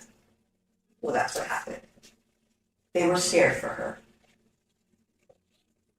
The defendant was a time bomb that just went off. It was not if he was going to kill, it was when. And he did that. A couple other jury instructions I want to point out that you can consider. Again, motive. Motive to kill shows the defendant's guilt. The defendant's false statements, there's a jury instruction on that. There's consciousness of guilt every time he makes a false statement. You can consider his flight after the murders to show that he was aware of his guilt. And witness credibility is such an important thing in this case. You can evaluate the credibility of all witnesses. I talked to you about that at court here. And you saw friends come in here and cry and be upset. They were showing their real emotions. What reason did Ashley Sanchez have to come in here and lie? That's what the defense is claiming. Oh, why was she so scared of him? Well, she told you that it was after they were hanging out. She was with him for a couple hours and started to realize things about him, how creepy and scary he was. She didn't tell you she was scared while she was with him. It was afterwards. And the defendant testified that the social worker, Sarah Duran, came in here and lied about what she said about Amira for fame. That's ludicrous. What is the social worker coming in here for fame for? She simply told you about an experience she had with Amira that touched her because she was in a similar situation with her son. And she He's wiping his sweaty palms again. He doesn't have a jacket to rip off this time. He's like, drinking water. It's time to wipe those sweaty palms. He's getting angry. told you about that. Again, Jacora said there's no reason to come in here and lie. So you don't have to be cautious about the testimony of these people. What you have to be cautious about is the defendant's testimony. I want to talk to you about voluntary intoxication. The defendant willingly used cocaine. That was his choice. We don't know how much he used. We can't trust that he's telling us, I used 4 to 5 bombs, then I used another bomb, and I snorted the whole bag, put both my nostrils in the bag. We don't know what he actually used that day. She's but so what good. did he tell you about his cocaine use? Oh, 15 minutes later, he doesn't feel the effects anymore. He wasn't high that day. The cocaine use had no effect on him. He never attempted to get help for this. He just kept using. So he cannot come in here. Did he actually talk about the double nostriling, putting his whole nose in the bag? Oh my goodness. Jenny Tarrant is the DA. She's the district attorney. Tracy says, scrunchy boy. Yes. And say that he's not guilty of first-degree murder because he was under the influence of cocaine. No, he never cared to get himself help or rehab or go to NA meetings. He just kept using. He's got a high tolerance. So even if he used some cocaine that day, it didn't affect him when he was murdering Ana and Ray. He was not too high. He drove his vehicle. You heard he drove from Mission Bay to the Spire building. No collisions. Drove just fine.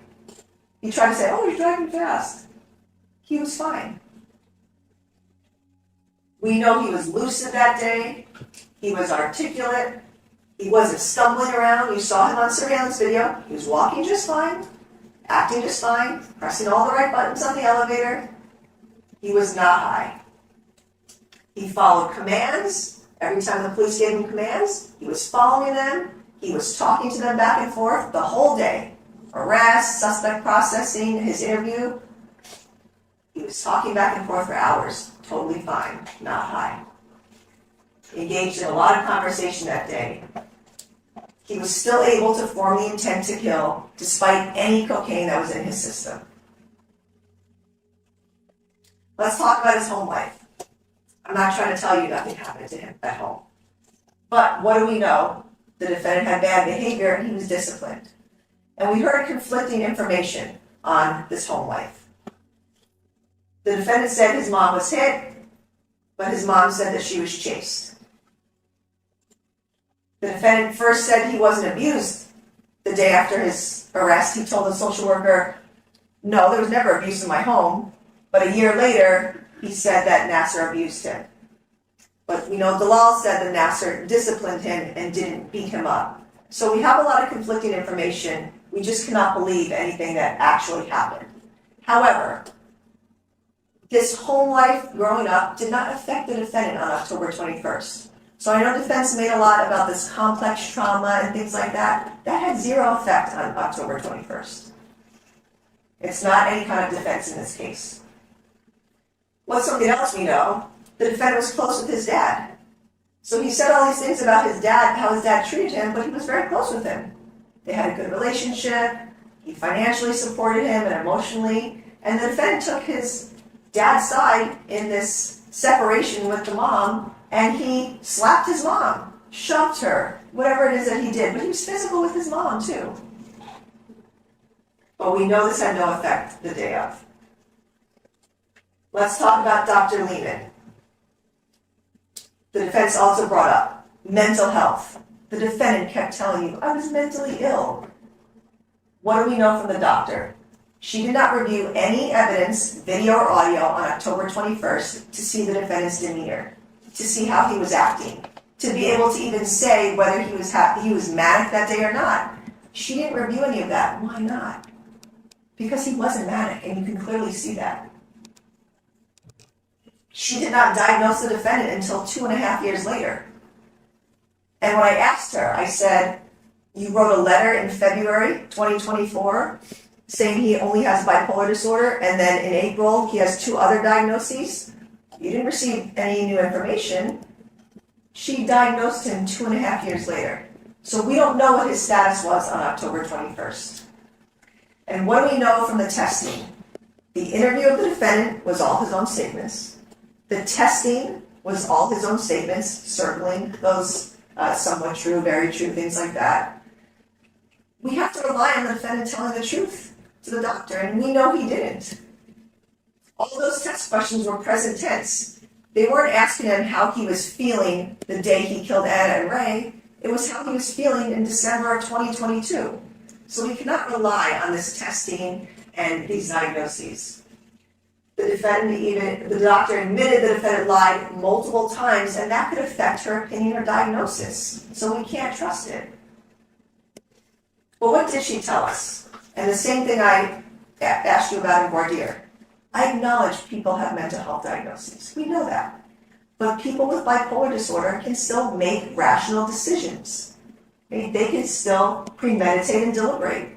They can still have goal-oriented behavior. And the doctor agreed with me. She didn't talk to the defendant about the day of and the murders. She could not testify that he was exhibiting any mental health symptoms that day. She talked about him, the perfect storm, and him being psychiatrically compromised, but she said, I can't tell you he had any symptoms of bipolar disorder or any other diagnosis on the day of. And she could not testify that he was manic or that that other stressor disorder played any role on the day of the murders. So you know there's a mental health instruction, but again, he could still inform the intent to kill. We didn't see any mental health records of the defendants, no military or VA records, no medical records, no proof that he had any diagnosis before October 21st.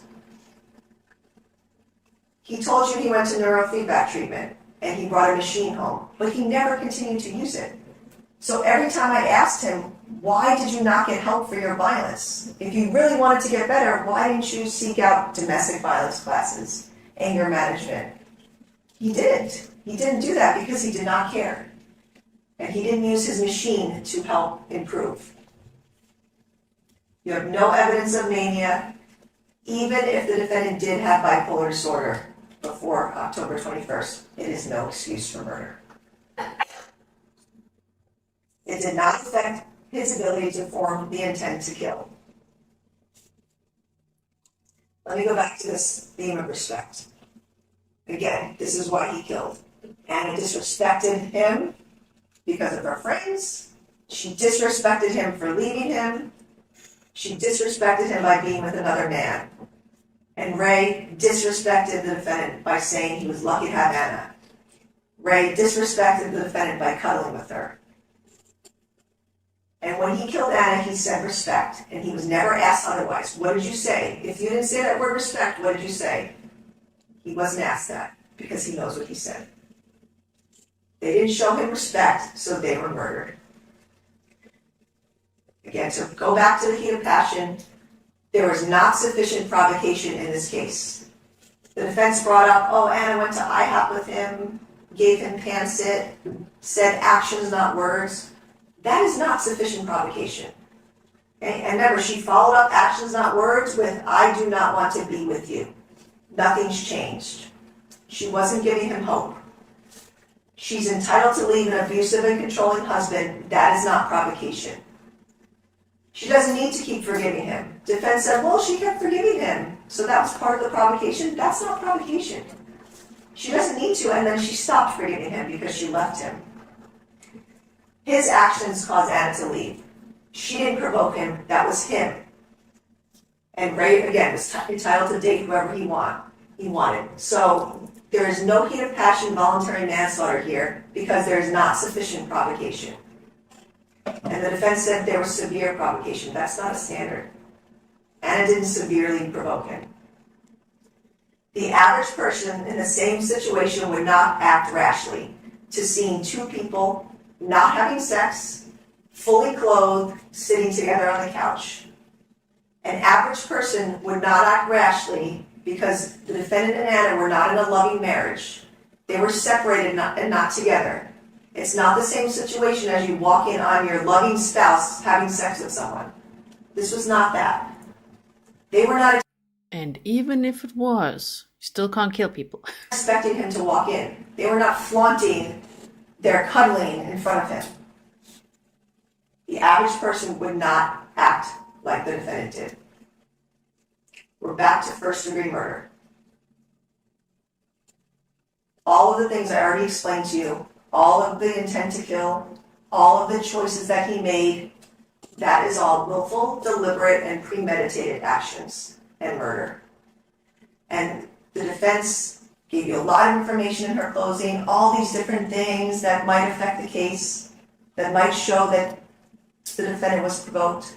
Let's go back to one big thing. One of the most important facts showing premeditation, the defendant brought a loaded gun into the apartment. He tried to say it wasn't loaded. We know that's not the case because of the 3 rounds on the floor. So we know he brought a loaded gun into that apartment. That shows premeditation. It was loaded, ready to fire, because that was his plan.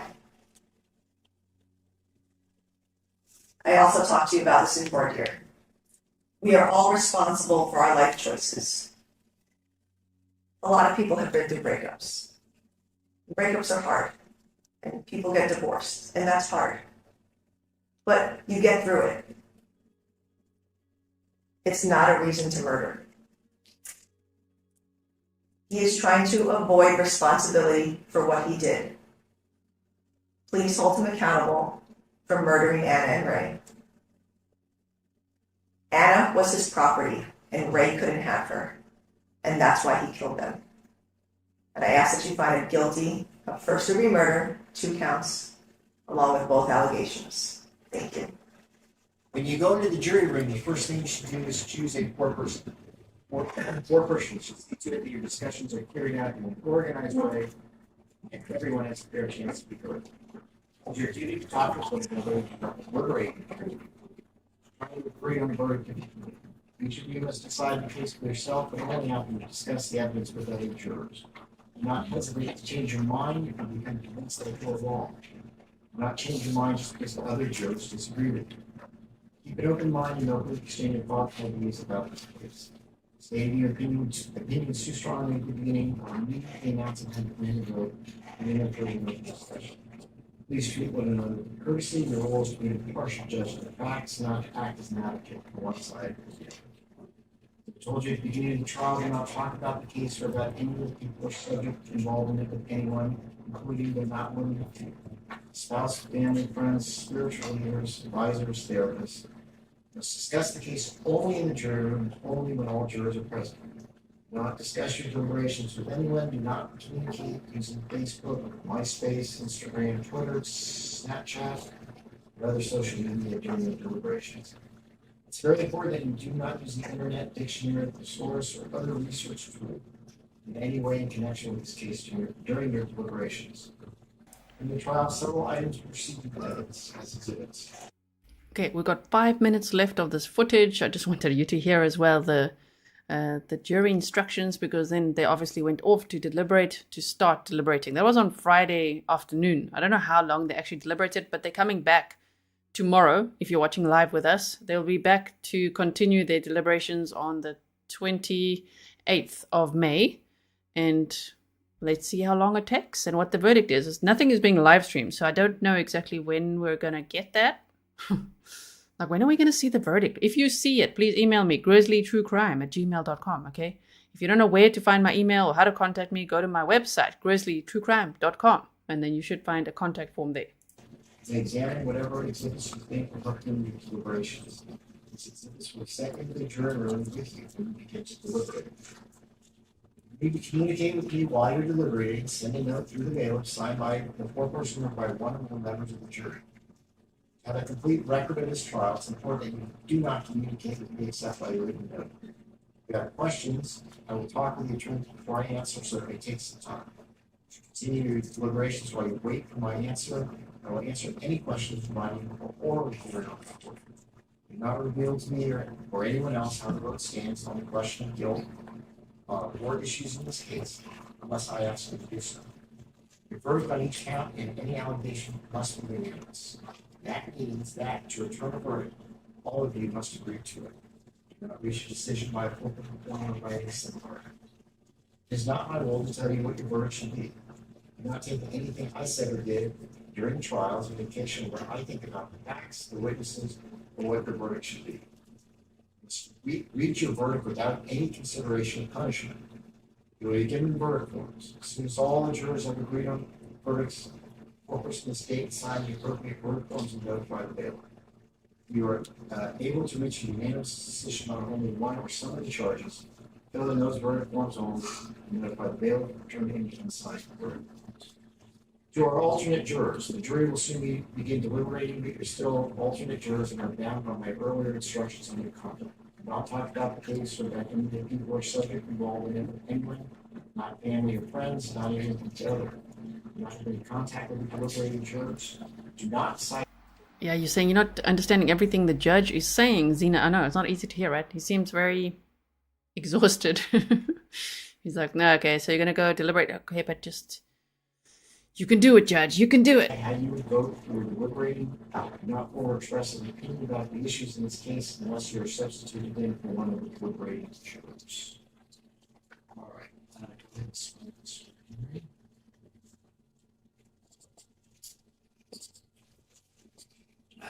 Do you solemnly swear that you will keep this jury together in some quiet and convenient place, and you will not permit any person to speak to them, nor speak to them yourself unless by order of the court, and then you will bring them into court when they have reached a verdict or when ordered by the court, so help you God? All right, ladies and gentlemen, a couple things real quick. First of all, for both the alternates and the jurors, again, this weekend, no news media, no social media. You're in a complete vacuum, blackout, whatever you want to call it. So you've been great so far. Do not get any other information. I'm going to send the alternates out now. Charlie will be out in just a minute to get your phone information so that we can call you if we need you or we have a verdict. To our jurors, we're going to send you back with Henry, so we need you to take your stuff. On exhibits, we're going to send things back, including verdict forms. The weapon is a little different. There's three things I don't send back with juries. I don't send weapons or ammunition, I don't send drugs, and I don't send money, for obvious reasons. But if you want to look at any of the exhibits, including the gun, just work it out with Henry. All right, that's not a problem at all. It's something that we take good care of it. So at this point, I'm going to go ahead and send our jurors out to deliberate. Or alternates, if you can just step outside and remember the admonitions. Charlie will be out in just a few minutes. Here's one to the club. Alternate jurors, please leave your notepads on your chair. I'll be outside in about 5 to 10 minutes. What? Just wait for me.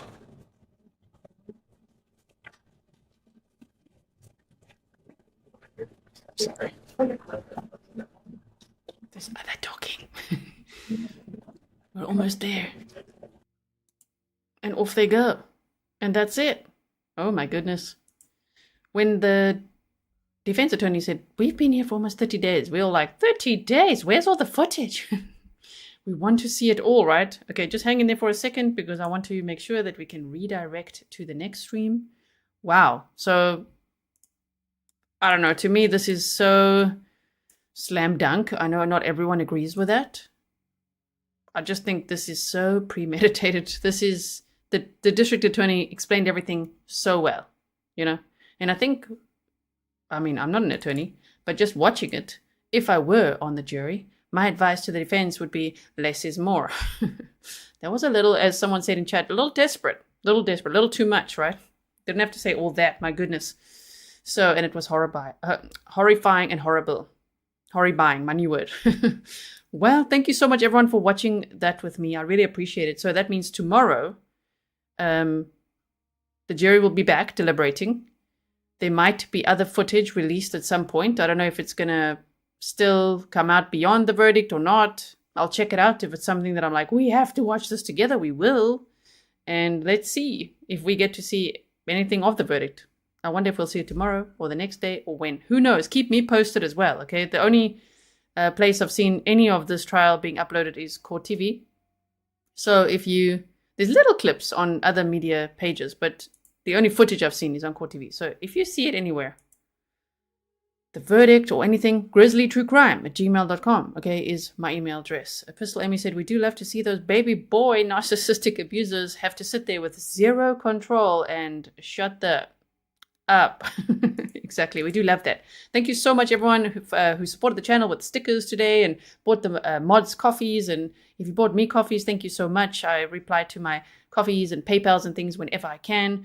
And I'm going to see you in the next stream. Are you ready to redirect or what? I'm not even going to play this outro now. We're just going to go there now because I don't want you to be like, where are we going? We're going now. Just hold on 1 second. I'm just going to take these images off here quickly. Okay. Are we ready? And a 3. I don't know if we've ever been this ready to watch another baby boy be sentenced. So, here we go. I'm going to put the link in the chat as well. Okay, everyone? Thank you, mods. Thank you, everyone. See you there.